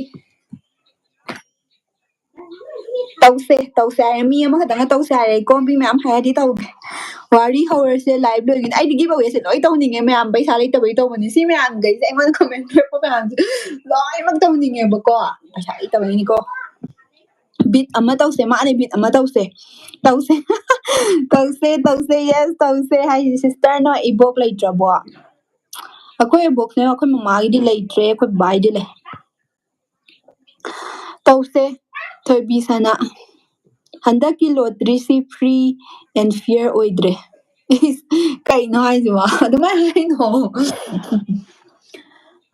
ꯇꯧꯁꯦ ꯑꯩꯗꯤ ꯏꯌꯥꯗ ꯌꯥꯏꯌꯦ ꯀꯩꯅꯣꯝꯃ ꯇꯥꯔꯛꯑꯦ ꯇꯧꯕꯤꯌꯣ ꯌꯥꯏꯌꯦ ꯗꯥꯎ ꯌꯥꯗꯦꯍꯦ ꯁꯤꯒꯤ ꯃꯩꯇꯣꯟ ꯊꯦꯡꯉꯣꯖꯝꯁꯦ ꯌꯥꯎꯈꯤꯕꯅꯤꯅꯦ ꯉꯁꯥꯏ ꯗꯥꯎ ꯌꯥꯅꯤ ꯑꯃ ꯂꯩꯔꯤ ꯂꯨꯄꯥ 30ꯒꯤ ꯑꯩ ꯈꯪꯗꯦ ꯂꯨꯄꯥ 30 ꯂꯨꯄꯥ 30ꯗꯩꯗꯤ ꯍꯦꯜꯂꯣꯏꯀꯣ ꯃꯌꯥꯝ ꯅꯣꯛꯅꯤꯡꯉꯦ ꯒꯤꯞ ꯑꯋꯦꯁꯦ ꯀꯃꯦꯟ ꯄꯤꯕ ꯃꯤꯁꯤꯡꯗ ꯈꯜꯂꯛꯑꯣ ꯍꯥꯞꯄꯤꯁꯦ ꯑꯣ ꯁꯨꯃꯥꯏꯅ ꯇꯧꯁꯤꯔꯥ ꯅꯨꯡꯉꯥꯏꯗꯧ ꯃꯥꯜꯂꯦ ꯁꯤꯒꯤ ꯀꯩꯅꯣꯁꯦ ꯆꯦ ꯒꯤꯞ ꯑꯋꯦꯁꯦ ꯀꯃꯦꯟ ꯄꯤꯕ ꯃꯤꯁꯤꯡꯗ ꯈꯛ ꯍꯥꯞꯄꯤꯔꯛꯑꯣ ꯑꯗꯨꯗꯤ ꯃꯌꯥꯝ ꯍꯧꯖꯤꯛꯅꯦꯀꯣ ꯃꯤ 70 ꯌꯦꯡꯉꯤꯕꯀꯣ ꯃꯤ 70 ꯌꯦꯡꯕꯁꯤꯗꯅꯦ ꯃꯤ 70 ꯌꯦꯡꯉꯤꯗꯣ ꯀꯃꯦꯟ ꯇꯧꯔꯛꯏ ꯃꯤ ꯃꯃꯤꯡ ꯇꯔ ꯂꯩꯊꯣꯛꯑꯒꯅꯦ ꯍꯧꯖꯤꯛ ꯂꯥꯏꯚ ꯇꯩꯊꯣꯛꯑ ꯇꯧꯗꯣꯏꯅꯦ ꯑꯗꯨ ꯌꯥꯏꯅꯦ ꯂꯨꯄꯥ 30ꯒꯤ ꯍꯥꯏꯇꯥꯔꯦꯅꯦ ꯂꯨꯄꯥ 30ꯒꯤꯀꯣ ꯑꯩꯒꯤ ꯕꯣꯏꯒ ꯅꯠꯇꯦꯀꯣ ꯃꯤꯒꯤ ꯕꯣꯏꯅꯤ ꯁꯤ ꯍꯦꯛꯇ ꯑꯩꯅ ꯁꯦꯠꯇꯠꯇꯣꯔꯤꯕꯅꯤ ꯃꯄꯨ ꯂꯥꯛꯑꯒ ꯈꯪꯗꯦ ꯃꯄꯨꯁꯤꯕꯨ ꯂꯥꯏꯚꯀ ꯌꯦꯡꯕ꯭ꯔꯥ ꯈꯪꯗꯦꯀꯣ ꯁꯥꯎꯕ ꯌꯥꯗꯦ ꯑꯩ ꯍꯧꯖꯤꯛ ꯃꯤ 70ꯒꯤ ꯉꯥꯏꯈꯣ ꯃꯌꯥꯝ ꯉꯥꯏꯈꯣꯀꯣ ꯃꯤ 70ꯒꯤ ꯂꯤꯁꯁꯦ ꯃꯃꯤꯡꯈꯩꯁꯦ ꯌꯥꯎꯔꯛꯄ ꯀꯃꯦꯟ ꯄꯤꯔꯛꯄ ꯈꯨꯗꯤꯡꯃꯛꯇꯣ ꯃꯤ ꯀꯌꯥ ꯀꯃꯦꯟ ꯄꯤꯔꯛꯇꯣꯏꯅꯣ ꯈꯪꯗꯦ ꯍꯧꯖꯤꯛ ꯃꯤ 66 ꯑꯃꯨꯛ ꯌꯦꯡꯈ꯭ꯔꯦꯀꯣ ꯑꯩ ꯍꯧꯖꯤꯛ ꯑꯩ ꯂꯥꯏꯚ ꯇꯧꯔꯛꯀꯦꯕ ꯖꯠ ꯏꯊꯔꯒ ꯃꯤ 30 ꯔꯨꯄꯤꯁꯀꯤ ꯑꯗꯨ ꯑꯣꯏꯇꯥꯔꯗꯤ ꯑꯩꯈꯣꯏꯒꯤ ꯁꯌꯥ ꯑꯉꯣꯝꯁꯦ ꯍꯧꯔꯒꯦ ꯁꯌꯥ ꯑꯉꯣꯝ ꯉꯥꯏꯈꯣꯀꯣ ꯁꯌꯥ ꯑꯉꯣꯝ ꯁꯦꯠꯄ ꯌꯥꯕꯒꯤ ꯃꯑꯣꯡꯗ ꯑꯣꯏꯅ ꯏꯔꯒꯦꯅꯦ ꯑꯗꯨꯗꯤ ꯉꯥꯏꯈꯣꯀꯣ ꯀꯃꯦꯟ ꯇꯧꯔꯛꯄ ꯉꯥꯏꯈꯣꯀꯣ ꯃꯌꯥꯝ ꯉꯥꯏꯌꯨꯀꯣ ꯑꯝꯇ ꯉꯥꯏꯌꯨ ꯄꯥꯈꯠꯂꯦ ꯃꯤ 76 ꯑꯃꯨꯛ ꯁꯨꯈ꯭ꯔꯦ ꯁꯦꯠꯇꯠꯇꯣꯏꯅꯤꯀꯣ ꯃꯤ ꯃꯌꯥꯝ ꯅꯣꯏ ꯃꯃꯥꯡꯗꯅꯤꯀꯣ ꯑꯃꯨꯛ ꯇꯧꯗꯣꯏꯁꯦ ꯅ ꯀꯃꯦꯟ ꯄꯤꯕ ꯀꯥꯡꯕꯨ ꯈꯔꯒꯤꯅꯦꯕ ꯍꯧꯖꯤꯛꯀꯤ ꯑꯗꯒꯤꯗꯤ ꯁꯅꯥ ꯄꯨꯈ꯭ꯔꯝꯕꯝ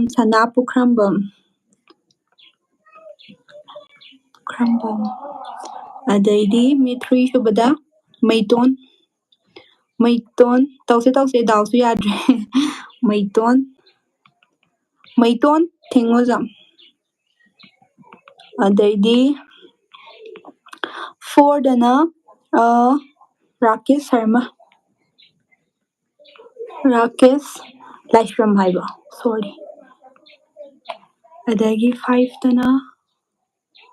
ꯔꯣꯁꯟ ꯍꯩꯀ꯭ꯔꯨꯖꯝ ꯌꯥꯝꯅ ꯄꯤꯛꯄꯅꯤꯅꯅꯦ ꯃꯤꯠꯁꯦ ꯍꯦꯛꯇ ꯎꯗꯕ ꯍꯥꯏꯇꯥꯔꯦ ꯍꯩꯀ꯭ꯔꯨꯖꯝ ꯑꯣꯀꯦ ꯃꯤ 6ꯇꯅ ꯃꯣꯃꯣꯆꯥ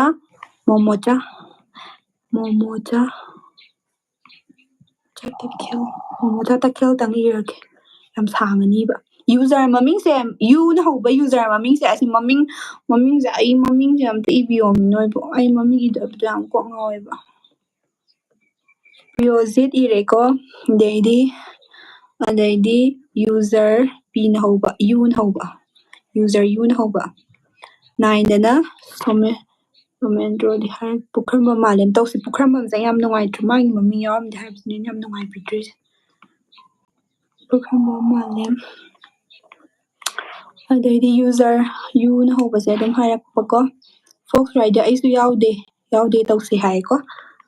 ꯌꯥꯎꯗꯦ ꯍꯥꯏꯔꯦ ꯐꯣꯛꯁ ꯔꯥꯏꯗꯔ 11 ꯑꯗꯩꯗꯤ ꯑꯕꯨꯡꯉꯣ ꯈꯣꯝꯗ꯭ꯔꯝ ꯇꯧꯁꯦ ꯌꯥꯏꯌꯦ ꯇꯧꯗ꯭ꯔꯦ ꯌꯥꯗꯦ ꯌꯥꯏ ꯐꯨꯜ ꯁꯞꯄꯣꯔꯠ ꯐꯨꯜ ꯁꯞꯄꯣꯔꯠ ꯍꯥꯏꯕꯁꯤꯅ ꯑꯩꯅ ꯌꯥꯝ ꯅꯨꯡꯉꯥꯏꯖꯩ ꯋꯥꯈꯜ ꯌꯥꯝ ꯅꯨꯡꯉꯥꯏꯕꯗꯣ ꯃꯌꯥꯝ ꯂꯥꯏꯐꯁꯦ ꯌꯥꯝ ꯅꯨꯡꯉꯥꯏ ꯂꯩꯔꯝꯃꯤꯅꯦ ꯁꯤꯗꯤ ꯑꯗꯩꯗꯤ ꯀꯣꯟ ꯆꯦꯡꯕꯝ ꯆꯤꯡꯉꯦ ꯄꯥꯟ ꯁꯒꯣꯜ ꯍꯋꯥꯏ ꯊꯣꯡꯕ ꯆꯥꯔꯛꯑꯣ ꯃꯤꯁ ꯆꯥꯔꯛꯀꯦ ꯃꯩ ꯆꯠꯂꯦ ꯁꯨꯔꯖꯤꯠ ꯁꯤꯁꯇꯔ ꯅꯣꯏ ꯄꯣꯛꯀꯜ ꯂꯩꯇ꯭ꯔꯕꯣ ꯂꯩꯇ꯭ꯔꯦ ꯉꯥꯏꯈꯣꯀꯣ ꯁꯤꯒꯤ ꯀꯃꯦꯟ ꯉꯥꯏꯈꯣꯀꯣ Victor cooking and blog thank you ꯁꯕꯁꯀ꯭ꯔꯥꯏꯕ ꯇꯧꯔꯛꯄꯒꯤ ꯌꯥꯏꯌꯦ ꯇꯧꯁꯦ ꯍꯥꯏꯀꯣ ꯇꯧꯁꯦ ꯍꯥꯏꯔꯛꯄ ꯀꯥꯡꯕꯨꯈꯩꯅꯤꯀꯣ ꯃꯌꯥꯝ ꯑꯦꯛꯁꯄ꯭ꯂꯦꯅꯔ ꯃꯅꯤꯄꯨꯔ 13 ꯑꯗꯒꯤꯗꯤ ꯈ꯭ꯋꯥꯡꯒ ꯅꯥꯈꯠꯂꯛꯑꯦ ꯃꯦꯂꯣꯗꯤ ꯂꯩꯆꯨ 14 ꯋꯥꯏꯖꯥ ꯃꯥꯂꯨ ꯕꯁꯔ ꯃꯥꯂꯨ ꯑꯩꯒꯤ ꯔꯨꯝꯗꯒ ꯀꯩꯒꯨꯝꯕ ꯂꯥꯏꯚꯁꯦ ꯇꯧꯔꯝꯃꯕ ꯂꯣꯏꯔꯦ ꯉꯁꯥꯏꯅ ꯄꯠ ꯇꯠꯄꯗ ꯈꯥꯡꯖ꯭ꯔꯥꯛꯄꯝ ꯂꯨꯄꯥ 30ꯒꯤꯅꯤꯀꯣ ꯃꯌꯥꯝ ꯕꯤꯠꯇꯅꯤꯀꯣ ꯆꯠꯈꯤꯅꯨ ꯀꯅꯥꯝꯇ 17 ꯕꯤꯗ꯭ꯌꯥꯟꯗ ꯁꯂꯥꯝ ꯕꯤꯗ꯭ꯌꯥꯟꯗꯅ ꯑꯩ ꯊꯔꯣꯏ ꯊꯣꯡꯕ ꯆꯥꯔꯣꯗ ꯍꯥꯏ ꯂꯩꯔꯕꯅꯤꯅꯦ ꯊꯔꯣꯏꯁꯦ ꯃꯌꯥꯝ ꯊꯔꯣꯏꯁꯦ ꯀꯩꯅꯣ ꯇꯧꯕ ꯑꯩꯈꯣꯏ ꯁꯤꯗ ꯁꯤꯂꯣꯡꯒꯤ ꯍꯦꯄꯤ ꯚꯦꯂꯤ ꯑꯃ ꯂꯩꯌꯦꯕꯀꯣ ꯍꯦꯄꯤ ꯚꯦꯂꯤꯗ ꯐꯪꯉꯦꯕ ꯂꯩꯕ ꯆꯠꯄꯗꯣ ꯈꯤꯇꯪ ꯐꯔꯛ ꯇꯥꯕ ꯑꯗꯨꯅꯅꯤꯗ ꯐꯪꯕ ꯍꯥꯏꯁꯦ ꯌꯥꯝꯁꯨ ꯐꯪꯗꯕ ꯁꯤꯗꯒꯤ 30 minutes 40 ꯀꯩꯅꯣꯒꯨꯝꯕ ꯆꯠꯂꯗꯤ ꯉꯥꯏꯈꯣ ꯃꯌꯥꯝ ꯁꯝꯒꯁꯦ ꯑꯝꯇꯅꯦ ꯀꯔꯝꯕ ꯐꯤꯕꯝꯗꯅꯣ ꯂꯩꯔꯤꯁꯦ ꯑꯗꯩꯗꯤ ꯕꯤꯗ꯭ꯌꯥꯟꯗ ꯀꯥꯏ ꯆꯠꯈ꯭ꯔꯦ ꯒꯤꯞ ꯑꯋꯦ ꯁ꯭ꯄꯣꯟꯁꯔ ꯇꯧ ꯌꯥꯏꯌꯦ ꯃꯌꯥꯝ ꯒꯤꯞ ꯑꯋꯦ ꯁ꯭ꯄꯣꯟꯁꯔ ꯇꯧꯖꯒꯦ ꯍꯥꯏ ꯖꯦꯁꯤꯁꯦ ꯀꯅꯥꯅꯣ ꯇꯧꯕꯤꯌꯣ ꯌꯥꯏꯌꯦ ꯑꯩꯈꯣꯏ ꯍꯧꯖꯤꯛ ꯀꯟꯅ ꯇꯧꯔꯤꯕꯅꯤ ꯀꯥꯏ ꯈꯥꯡꯉꯦꯝꯕꯝ ꯗꯤꯌꯥ ꯔꯣꯕꯔꯠ ꯍꯣꯏ ꯃꯆꯦ ꯑꯣꯏꯗꯣꯏ ꯅꯠꯇ꯭ꯔꯣ ꯔꯣꯕꯔꯠꯗꯤ ꯑꯩꯈꯣꯏ ꯑꯩ ꯀꯔꯝꯕꯅꯣ ꯅꯤꯉꯣꯝꯕꯝꯒꯤ ꯑꯩꯈꯣꯏ ꯔꯣꯕꯔꯠ ꯀꯧꯕ ꯌꯥꯎꯕ꯭ꯔꯥ ꯑꯩꯗꯤꯅꯦ ꯑꯩꯈꯣꯏꯒꯤ ꯌꯨꯝꯒꯤ ꯑꯉꯥꯡꯈꯩꯗꯤꯅꯦ ꯌꯨꯝꯒꯤ ꯃꯃꯤꯡ ꯉꯥꯛꯇ ꯈꯪꯉꯦꯕꯀꯣ ꯊꯥꯡꯈꯣꯏꯁꯩ ꯍꯥꯎꯇꯤꯞ ꯁꯤꯁꯇꯔꯅ ꯐꯖꯩꯀꯣ ꯍꯥꯏꯀꯣ ꯊꯦꯡꯛ ꯌꯨ ꯑꯗꯨꯒ ꯑꯩ ꯃꯤꯡ ꯍꯥꯞꯄꯦ ꯁꯌꯥ ꯅꯪꯒꯤ ꯃꯃꯥꯡꯗ ꯍꯥꯞꯈ꯭ꯔꯕꯅꯤ ꯉꯁꯥꯏꯗꯩ ꯀꯣꯃꯦꯟ ꯄꯤꯔꯛꯑꯦꯅ ꯇꯝꯕꯥ ꯑꯍꯟꯊꯦꯝ ꯑꯩꯁꯨ ꯍꯥꯞꯄꯤꯌꯣ ꯃꯌꯥꯝ ꯑꯩ ꯃꯤꯠ ꯅꯥꯏꯉꯣ ꯁꯨꯃꯥꯏꯅ ꯇꯧꯔ ꯌꯦꯡꯉꯒ ꯇꯧꯕꯁꯦ ꯑꯁꯦꯡꯕ ꯃꯤꯡ ꯑꯣꯏ ꯇꯧꯁꯤ ꯆꯦ ꯑꯦꯀꯥꯎꯟ ꯃꯃꯤꯡꯗꯗꯤ ꯃꯥꯟꯅꯕ ꯌꯥꯎꯕꯅꯤꯅ ꯐꯔꯛ ꯇꯥꯅꯤ ꯈꯪꯗꯦ ꯑꯗꯨꯅꯦ ꯍꯥꯏꯁꯦ ꯑꯩꯗꯤ ꯑꯁꯦꯡꯕ ꯃꯃꯤꯡꯁꯨ ꯈꯪꯗꯦꯕ ꯖꯩꯒ ꯆꯒꯠꯅꯕꯤ ꯅꯪꯒꯤ ꯌꯨꯖꯔ ꯃꯃꯤꯡꯁꯤꯗ ꯃꯔꯣꯜ ꯑꯃ ꯃꯄꯨ ꯂꯥꯛꯑꯒ ꯑꯩꯅ ꯅꯠꯇꯦ ꯍꯥꯏꯌꯣ ꯃꯥꯅꯦ ꯑꯩꯈꯣꯏ ꯁꯦꯒꯥꯏꯈ꯭ꯔꯒꯦ ꯁꯨꯔꯖꯤꯠ ꯌꯨꯝꯅꯥꯝ ꯅꯦꯅꯥ ꯁꯦꯃꯤ ꯂꯣꯇ꯭ꯔꯤꯁꯦ ꯑꯟꯐꯤꯌꯔ ꯇꯧꯔ ꯃꯥꯜꯂꯦ ꯀꯩꯒꯤ ꯑꯟꯐꯤꯌꯔꯅꯣ ꯇꯧꯗꯤꯌꯦ ꯑꯩꯅ ꯂꯣꯏꯅ ꯏꯕꯅꯦ ꯑꯗꯩ ꯈꯤꯇꯪ ꯆꯤꯊꯍꯧꯕꯅ ꯍꯧꯕ ꯌꯥꯎꯕꯗꯣ ꯑꯗꯨꯒꯤ ꯑꯣꯏꯔꯝꯅꯤꯌꯦ ꯃꯊꯪꯗ ꯑꯃꯨꯛ ꯐꯖꯅ ꯇꯧꯔ ꯂꯣꯏꯔꯦ ꯀꯩꯗꯧꯔꯒꯦ ꯁꯤꯅ ꯂꯣꯏꯕ ꯅꯠꯇꯦ ꯑꯩ ꯃꯌꯥꯝ ꯇꯧꯔꯛꯀꯦꯕꯀꯣ ꯃꯌꯥꯝ ꯇꯧꯔꯛꯀꯦ ꯑꯩ ꯌꯨꯇ꯭ꯌꯨꯕꯇ ꯄꯩꯁꯥ ꯐꯪꯗ꯭ꯔꯤ ꯃꯌꯥꯝ ꯑꯩ ꯌꯨꯇ꯭ꯌꯨꯕ ꯄꯩꯁꯥ ꯐꯪꯉꯀꯥꯟꯗꯅꯦ ꯑꯩꯗꯤ ꯃꯤ 10ꯒ ꯒꯤꯞ ꯑꯋꯦ ꯇꯧꯅꯤꯡꯉꯦꯕꯀꯣ ꯌꯥꯝꯗꯕ ꯈꯤꯇꯪ ꯌꯨꯇ꯭ꯌꯨꯕꯇꯕꯨ ꯀꯌꯥꯕꯨ ꯐꯪꯗꯣꯏꯅꯣ ꯈꯪꯗ꯭ꯔꯦꯕ ꯑꯗꯣ ꯑꯩꯅꯅꯦ ꯍꯌꯦꯡ ꯐꯪꯉꯀꯥꯟꯗ ꯂꯣꯏ ꯍꯥꯏꯔꯛꯀꯦ ꯐꯣꯛꯁ ꯔꯥꯏꯗꯔ ꯍꯟꯗꯛꯇꯤ ꯑꯩꯁꯨ ꯌꯥꯎꯍꯟꯕꯤꯔꯛꯑꯣ ꯐꯣꯛꯁ ꯔꯥꯏꯗꯔ ꯉꯁꯥꯏ ꯏꯈ꯭ꯔꯕꯅꯦ 23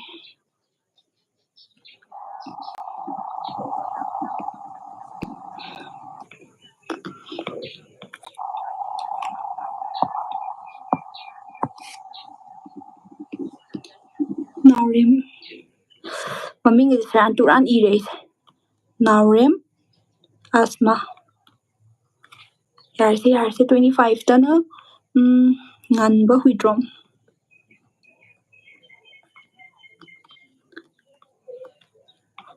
ꯑꯦ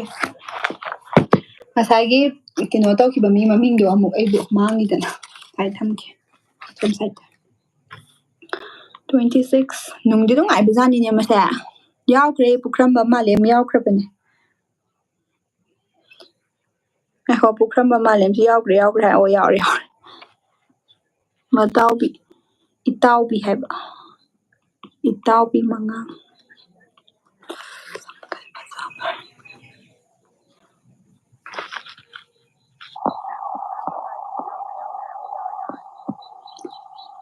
Manipuri language Amit I am speaking. Which language is this ꯍꯥꯏꯔꯦꯕ ꯑꯕꯨꯡꯉꯣ ꯀꯣꯟꯇ꯭ꯔꯥ ꯃꯤꯡ ꯏꯕꯗ ꯈꯟꯈꯤꯅꯤꯀꯣ ꯑꯩ ꯀꯩꯅꯣ ꯃꯤꯡꯗ ꯈꯟꯈꯤꯅꯤꯀꯣ ꯑꯩꯕꯣ ꯇꯧꯁꯦ ꯀꯦꯜꯚꯤꯟ 66ꯇꯣ ꯌꯥꯔꯅꯤꯅꯦ ꯌꯥꯔꯝꯗ꯭ꯔꯦ ꯀꯩ ꯍꯥꯏꯅꯣ ꯈꯪꯗꯦꯀꯣ ꯑꯩꯁꯨ ꯗꯥꯎ ꯌꯦꯡꯖꯒꯦ ꯌꯦꯡꯕꯤꯌꯨ ꯍꯦꯟꯕ ꯃꯉꯥꯡ ꯃꯤꯁ ꯑꯩ ꯃꯤꯡ ꯐꯥꯁꯇ ꯏꯔꯣ ꯆꯤꯡꯂꯦꯟ ꯏꯗ꯭ꯔꯤꯕ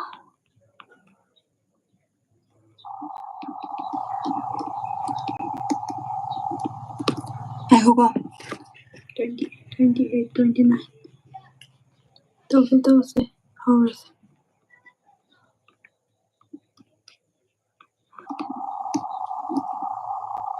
ꯃꯌꯥꯡꯂꯝꯕꯝ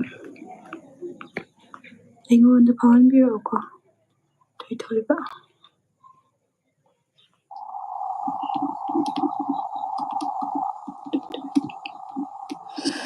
ꯃꯤꯡꯒꯁꯦ ꯉꯥꯏꯈꯣꯀꯣ ꯁ꯭ꯋꯥꯏꯗ ꯑꯝꯇ ꯁꯤ ꯄꯔꯦꯡꯁꯤꯃ ꯏꯕ ꯂꯣꯏꯔꯅꯤ 30ꯅꯦꯕ ꯑꯩꯁꯤ ꯏꯇꯥꯗ ꯑꯃꯨꯛ ꯁꯦꯒꯥꯏꯗꯣꯔꯤꯕꯅꯦ ꯉꯥꯛꯇꯪ ꯉꯥꯏꯕꯤꯌꯨꯀꯣ ꯃꯤ 30 ꯃꯤ 60 ꯃꯨꯛꯁꯤꯗ ꯃꯤ 30ꯒꯤ ꯏꯕ ꯂꯣꯏꯔꯦ ꯑꯗꯣ ꯃꯤ ꯂꯣꯏꯅꯃꯛ ꯆꯨꯝꯕ꯭ꯔꯥ ꯆꯨꯝꯗꯕ꯭ꯔꯥꯁꯨ ꯑꯩ ꯈꯪꯗꯦ ꯍꯥꯏꯗꯤ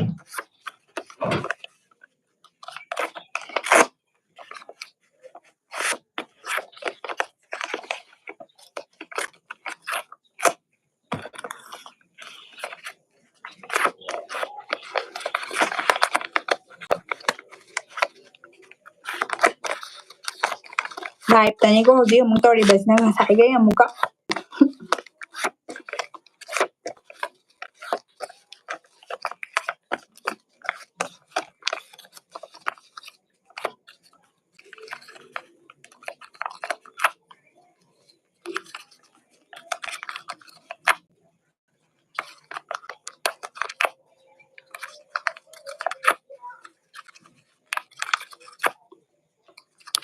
ꯃꯌꯥꯝ ꯑꯩ ꯀꯣꯃꯦꯟ ꯄꯥꯔꯛꯀꯦꯀꯣ ꯑꯩ ꯍꯧꯖꯤꯛ ꯁꯨꯃꯥꯏꯅ ꯇꯧꯕꯅꯤꯅꯅꯦ ꯑꯩ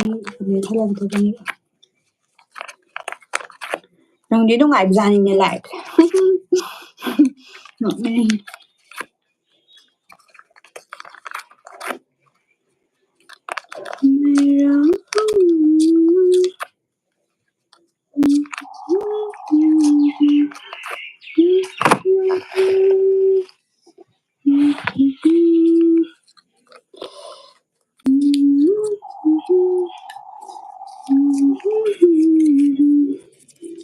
ꯐꯥꯎꯍꯜꯂꯛꯀꯅꯤ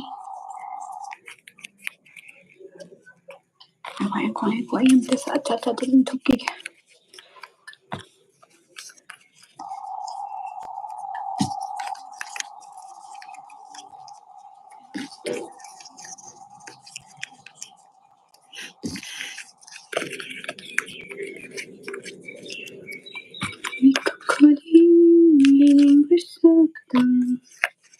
ꯃꯤꯅꯠ ꯀꯌꯥ ꯁꯨꯔꯒꯦ ꯑꯩꯅ ꯂꯥꯏꯚ ꯇꯧꯔꯤꯁꯦ ꯄꯨꯡ ꯑꯃ ꯐꯥꯔꯝꯗꯣꯔꯦ ꯌꯥꯝ ꯀꯨꯏꯕꯖꯥꯠꯅꯤ ꯁꯤꯗꯤ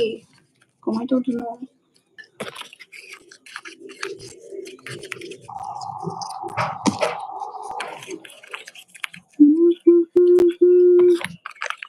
ꯄꯨꯡ ꯑꯃꯐꯥꯎ ꯂꯥꯏꯚ ꯌꯦꯡꯕꯤꯔꯤꯕꯁꯤꯕꯨ ꯀꯅꯥꯅꯣ ꯌꯥꯝ ꯅꯨꯡꯁꯤ ꯍꯥꯏꯕ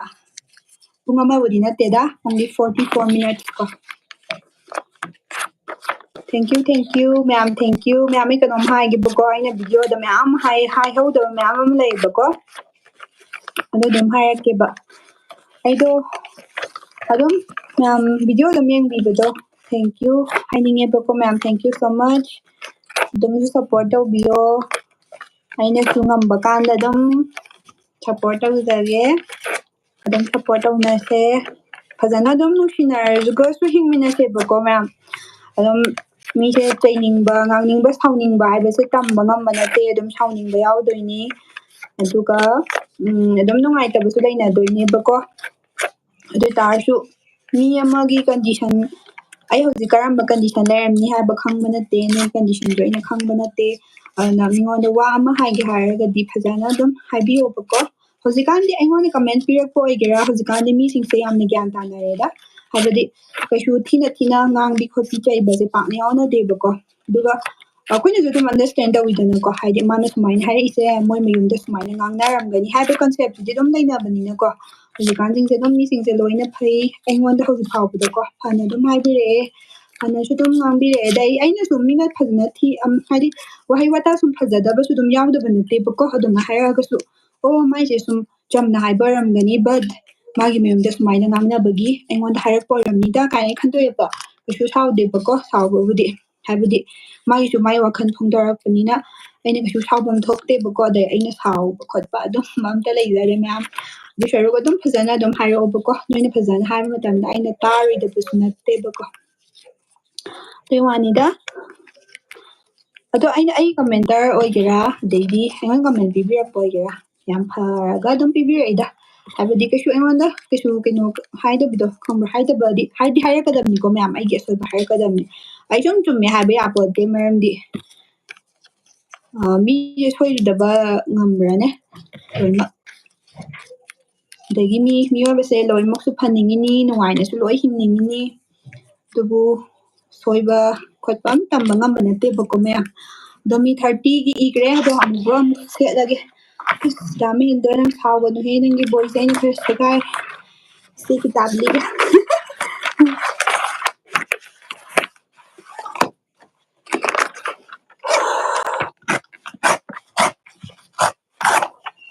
ꯀꯅꯥꯅ ꯃꯁꯤꯒꯤ ꯑꯉꯥꯡꯁꯦ ꯃꯆꯦꯒꯁꯦ ꯄꯨꯡꯆꯥꯏ ꯆꯥꯏ ꯂꯩꯔꯝꯃꯦ ꯑꯩ ꯉꯥꯛꯇꯪ ꯎꯠꯂꯛꯀꯦ ꯑꯃꯨꯛ ꯑꯩꯒꯤ ꯃꯃꯥꯡꯗ ꯂꯩꯔꯤꯕ ꯃꯌꯥꯝꯁꯦ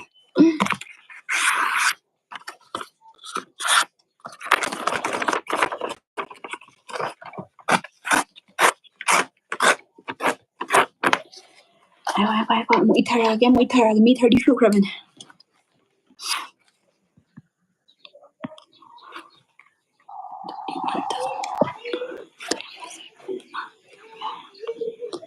BK MRT HM 32 ꯑꯩꯁꯨꯅꯤꯀꯣ ꯍꯥꯏ ꯑꯦꯟꯗ꯭ꯔꯤꯅꯥ ꯍꯣꯏ ꯃꯥꯅꯦ ꯑꯦꯟꯗ꯭ꯔꯤꯅꯥ ꯂꯤꯁꯝ 33 ꯈꯪꯖꯔꯛꯄ ꯃꯤꯈ꯭ꯔꯕꯅꯦ ꯁꯣꯃꯦꯟꯗ꯭ꯔꯣ ꯑꯩ ꯌꯥꯎꯔꯣꯏꯗ꯭ꯔꯣ ꯁꯣꯃꯦꯟꯗ꯭ꯔꯣ ꯊꯧꯗꯥꯝ ꯃꯤ ꯃꯃꯤꯡ ꯈꯤꯇꯪ ꯏꯔꯁꯤꯔꯅꯦ ꯑꯩꯕꯨ ꯏꯔꯝꯗꯝꯒꯤꯗꯃꯛ ꯑꯩꯉꯣꯟꯗ ꯏꯁꯤꯡ ꯌꯥꯝ ꯊꯛꯑꯣꯅ ꯑꯗꯨꯝ ꯍꯥꯏꯔꯛꯄꯅꯦ ꯑꯩꯁꯨꯒ ꯍꯥꯏ ꯈꯨꯃꯟꯆꯥꯁꯦ ꯈꯨꯃꯟꯆꯥ 36 ꯆꯤꯡꯁꯤꯕꯤ ꯍꯥꯞꯄꯦ ꯉꯁꯥꯏꯗꯒꯤ ꯌꯦꯡꯕꯅꯦ ꯔꯣꯁꯟ ꯍꯩꯀ꯭ꯔꯨꯖꯝꯁꯦ ꯃꯌꯥꯝ ꯑꯩ ꯃꯤ ꯃꯃꯤꯡꯈꯩꯁꯦ ꯈꯪꯗꯤ ꯑꯗꯨꯝ ꯈꯪꯒꯟꯕꯅꯦꯕꯀꯣ ꯑꯗꯒꯤ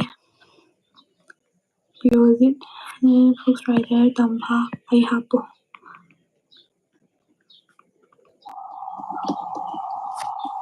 ꯑꯗꯒꯤ ꯃꯂꯨ ꯕꯆꯔ 38ꯇ ꯃꯥꯂꯨ ꯀꯩ ꯃꯥꯂꯨ ꯕꯁꯔ ꯍꯥꯏꯕ ꯑꯁ ꯈꯨꯏꯒꯁꯦ ꯒ꯭ꯌꯥꯟ ꯃꯦꯟ ꯇꯥꯗ꯭ꯔꯦꯀꯣ ꯀꯩꯗꯧꯔꯕꯗꯣ ꯑꯗꯩꯗꯤ ꯗꯥꯎ ꯌꯦꯡꯒꯦꯝ ꯇꯥꯏ ꯁꯅꯥꯊꯣꯏ ꯀꯣꯂꯣꯝ ꯀꯣ ꯃꯣꯏꯒꯤ ꯀꯩꯕ ꯂꯣꯌꯥ ꯀꯣꯂꯣꯝ ꯑꯅ ꯑꯃꯁꯨ ꯂꯩꯕꯅꯦꯕ ꯌꯨꯇ꯭ꯌꯨꯕꯔ ꯑꯃ ꯂꯩꯕꯅꯦ ꯃꯥꯒꯤ ꯚꯤꯗꯤꯑꯣꯁꯨ ꯃꯌꯥꯝ ꯌꯦꯡꯕꯤꯌꯨ ꯌꯥꯝ ꯅꯨꯡꯉꯥꯏ ꯃꯨꯛꯕꯥꯡꯒ ꯇꯧꯕꯅꯦ ꯀꯩꯅꯣ ꯀꯣꯃꯦꯟ ꯃꯥꯡꯈ꯭ꯔꯕꯣ ꯍꯦꯜꯞ ꯇꯧꯅꯕ ꯑꯃ ꯂꯩꯔꯗꯤ ꯃꯇꯝ ꯆꯪꯉꯣꯏ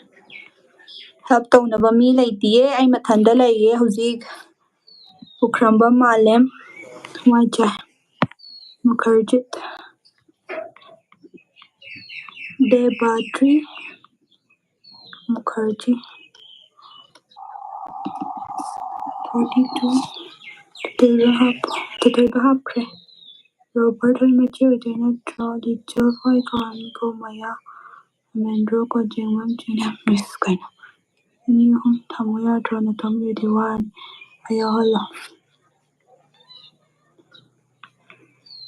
ꯀꯥꯟꯇ ꯌꯥꯝ ꯅꯪꯕ ꯌꯥꯝꯃꯦꯀꯣ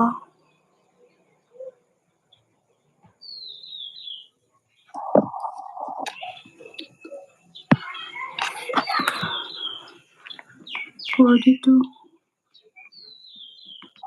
ꯔꯟꯖꯟꯕꯨ ꯈꯨꯃꯟ ꯀꯔꯤꯅꯣ ꯄꯥꯏꯈ꯭ꯔꯤꯁꯤꯕꯣ ꯑꯩꯕꯣ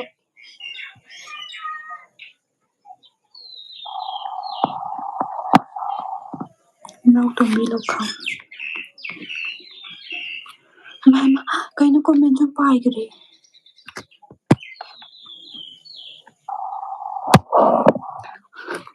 ꯀꯣꯃꯦꯟꯗꯤ ꯁꯨꯝ ꯄꯥꯏꯈ꯭ꯔꯦ ꯑꯩ ꯅꯠꯇ꯭ꯔꯦ ꯁꯤꯗꯤ Today is my birthday. Please swim. Please, ma'am, with chapters of emotion. Okay, happy birthday. Karina, tausibo bye bye bye bye.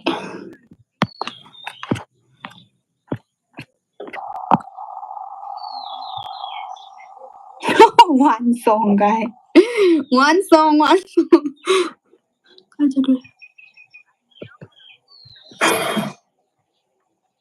Che ay hapo.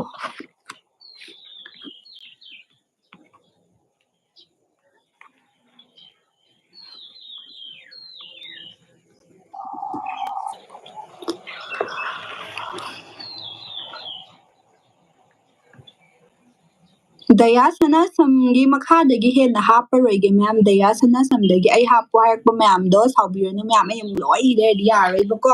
Daya Sanasamgi makhadagi ai haparoige ma'am saubigano Daya Sanasam ꯍꯥꯏꯕꯗꯤꯅꯦ ꯃꯌꯥꯝ ꯁꯨꯝ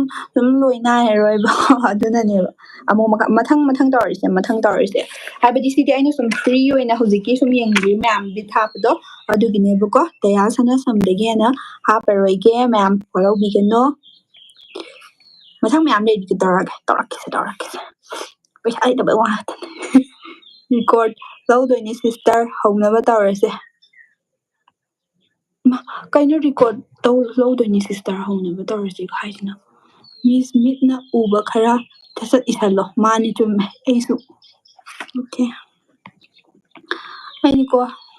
ꯃꯤꯅ ꯍꯥꯏꯕ ꯃꯌꯥꯝꯁꯨ ꯂꯣꯏꯅ ꯇꯧꯕꯤꯅꯤꯡꯉꯦꯕ ꯑꯗꯩꯗꯤ ꯗꯥꯎ ꯌꯦꯡꯖꯒꯦ ꯍꯥꯏꯀꯣ ꯁꯐꯤꯛ ꯃꯦꯝ ꯔꯤꯀꯣꯔꯠ ꯂꯧꯅꯤ ꯍꯥꯏꯗꯣ ꯀꯩꯅꯣ ꯏꯁꯀ꯭ꯔꯤꯟ ꯔꯤꯀꯣꯔꯠꯀ ꯂꯧꯔꯒ ꯑꯃꯨꯛꯀ ꯚꯤꯗꯤꯑꯣ ꯊꯥꯒꯠꯄꯤꯗꯣꯏꯔꯣ ꯑꯩ ꯈꯪꯗꯕꯩ ꯍꯪꯖꯕꯅꯤꯀꯣ ꯑꯗꯨ ꯈꯪꯗꯦ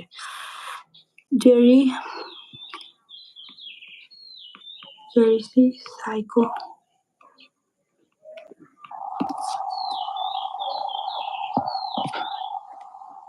49 ꯅꯣꯛꯅꯤꯡꯉꯦ ꯑꯩꯅ ꯇꯧꯔꯤꯕꯁꯦ ꯑꯩꯁꯨ ꯌꯥꯎꯋꯦ ꯁꯦꯜꯐꯤ 40 ꯂꯥꯛꯄꯝ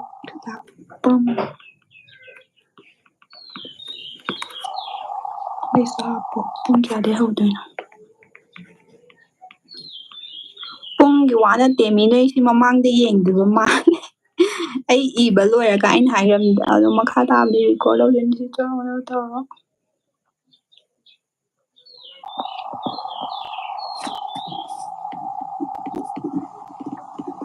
ꯔꯤꯁꯤꯅꯥ ꯃꯉꯥꯡ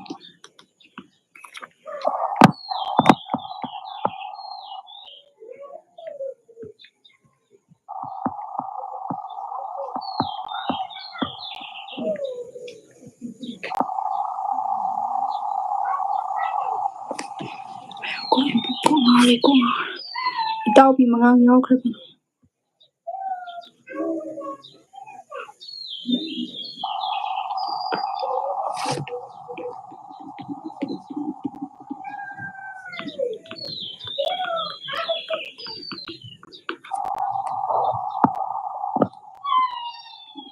ꯅꯣꯡꯁꯦ ꯈꯣꯡꯉꯦꯀꯣ ꯃꯌꯥꯝ ꯁꯤꯂꯣꯡꯗꯗꯤꯀꯣ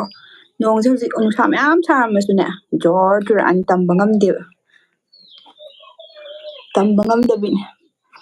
ꯑꯗꯩꯗꯤ ꯃꯩ ꯃꯨꯠꯈ꯭ꯔꯗꯤꯀꯣ ꯃꯌꯥꯝ ꯑꯁ ꯍꯧꯖꯤꯛ ꯃꯩ ꯃꯨꯠꯈ꯭ꯔꯗꯤ ꯂꯣꯏꯔꯦꯍꯦ ꯃꯌꯥꯝ ꯁꯦ ꯑꯩ ꯌꯥꯎꯍꯜꯂꯣ May mutkhradi dum network chatkhre.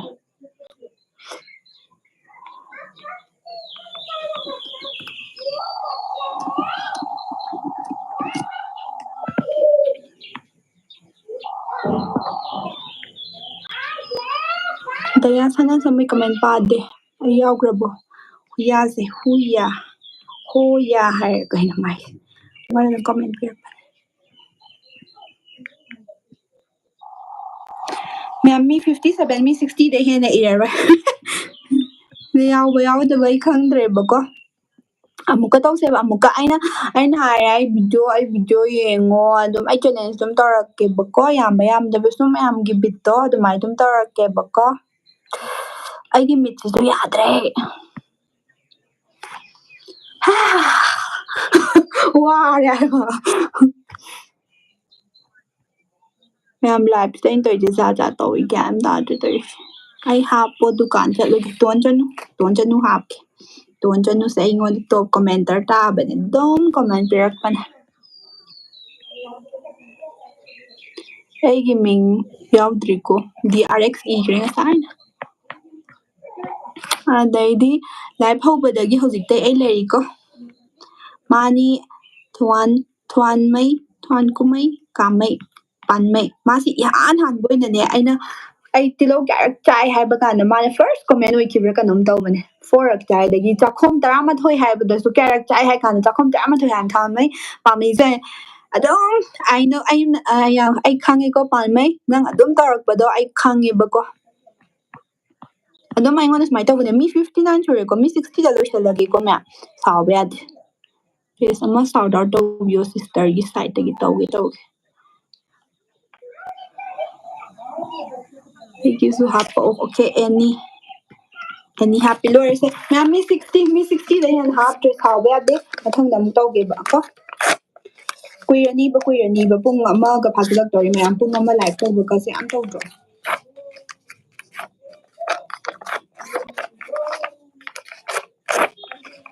ꯑꯗꯣ ꯁꯤꯒꯤ ꯒꯤቭ ꯑꯋꯦ ꯋꯤꯟꯅꯔꯒꯩ ꯃꯃꯤꯡꯗꯣ ꯍꯥꯏꯔꯛꯀꯦꯕ ꯌꯥꯎꯕ꯭ꯔꯥ ꯌꯥꯎꯗꯕ꯭ꯔꯥ ꯑꯩ ꯀꯣꯃꯦꯟꯁꯨ ꯌꯦꯡꯕꯤꯗꯦ ꯃꯣꯏ ꯀꯣꯃꯦꯟꯅꯦ ꯀꯩ ꯍꯥꯏꯕ ꯂꯥꯏꯚꯁꯨ ꯌꯦꯡꯕꯤꯗꯦ ꯃꯣꯏꯗꯤ ꯇꯥꯔꯥꯖꯨ SYL ꯔꯥꯖꯂꯛꯁꯃꯤ ꯂꯥꯔꯦꯟꯃꯌꯨꯝ ꯂꯥꯏꯚ ꯌꯦꯡꯕ ꯑꯃꯇꯪꯅꯁꯨ ꯐꯥꯎꯕꯤꯌꯨꯗꯅ ꯑꯃꯨꯛ ꯁꯥꯎꯗꯅꯀꯣ ꯃꯣꯏ ꯑꯍꯨꯝꯁꯦ ꯐꯥꯒꯤ ꯇꯧꯕꯅꯤꯗ ꯀꯩꯁꯨ ꯀꯥꯏꯗꯦꯗ ꯍꯥꯏꯕꯗꯤ ꯃꯤꯒꯤ ꯂꯛꯅꯦꯕꯀꯣ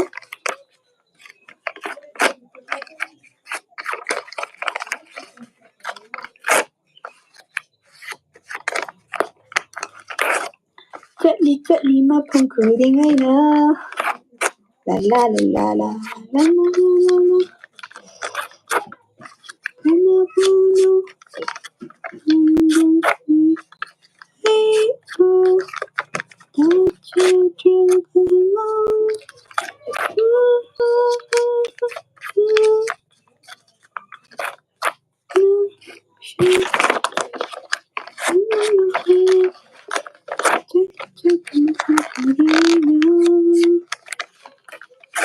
ꯗꯔꯗ ꯁꯦꯒꯥꯏꯕꯤꯅꯤꯀꯣ ꯑꯩ ꯃꯥ ꯑꯣꯀꯦ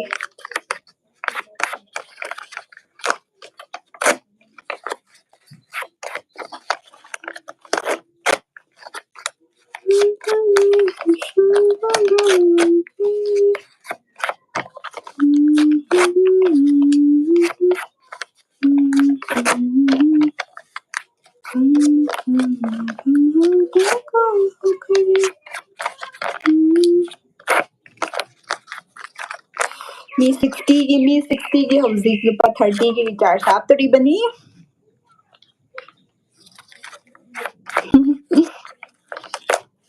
ꯅꯨꯡꯉꯥꯏꯕꯩꯅꯤꯗ ꯑꯗꯨꯝ ꯗꯤꯜ ꯂꯦꯟꯕꯩ ꯋꯥꯗꯤ ꯅꯠꯇꯦꯗ ꯃꯌꯥꯝꯒꯤ ꯑꯗꯨꯝ ꯏꯟꯇꯔꯦꯁꯇꯅꯤꯗ ꯍꯥꯏꯗꯤ ꯍꯧꯖꯤꯛꯐꯥꯎ ꯑꯗꯨꯝ ꯚꯤꯗꯤꯑꯣ ꯌꯦꯡꯕꯤꯔꯒꯁꯨ ꯂꯩꯕꯤꯗꯣ ꯃꯤ 59 ꯈꯤꯇꯪ ꯉꯥꯏ ꯂꯩꯔꯝꯃꯦ ꯑꯩꯅ ꯃꯤ 60 ꯂꯛꯀꯤ ꯗ꯭ꯔꯣ ꯇꯧꯗꯣꯏꯅꯦꯕ ꯑꯗꯨ ꯁꯤꯗꯅꯦꯀꯣ ꯃꯣꯏꯒꯤ ꯃꯤ 59ꯁꯤꯗꯅꯦ ꯐꯥꯎꯔꯝꯃꯒꯅꯦ ꯑꯩ ꯐꯥꯎꯔꯦ ꯍꯥꯏꯔꯛꯇꯕ ꯃꯤ ꯑꯇꯣꯞꯄ ꯃꯤꯗꯤ ꯆꯥꯟꯁ ꯄꯤꯔꯦ ꯐꯥꯒꯤ ꯇꯧꯅꯤ ꯐꯥꯎ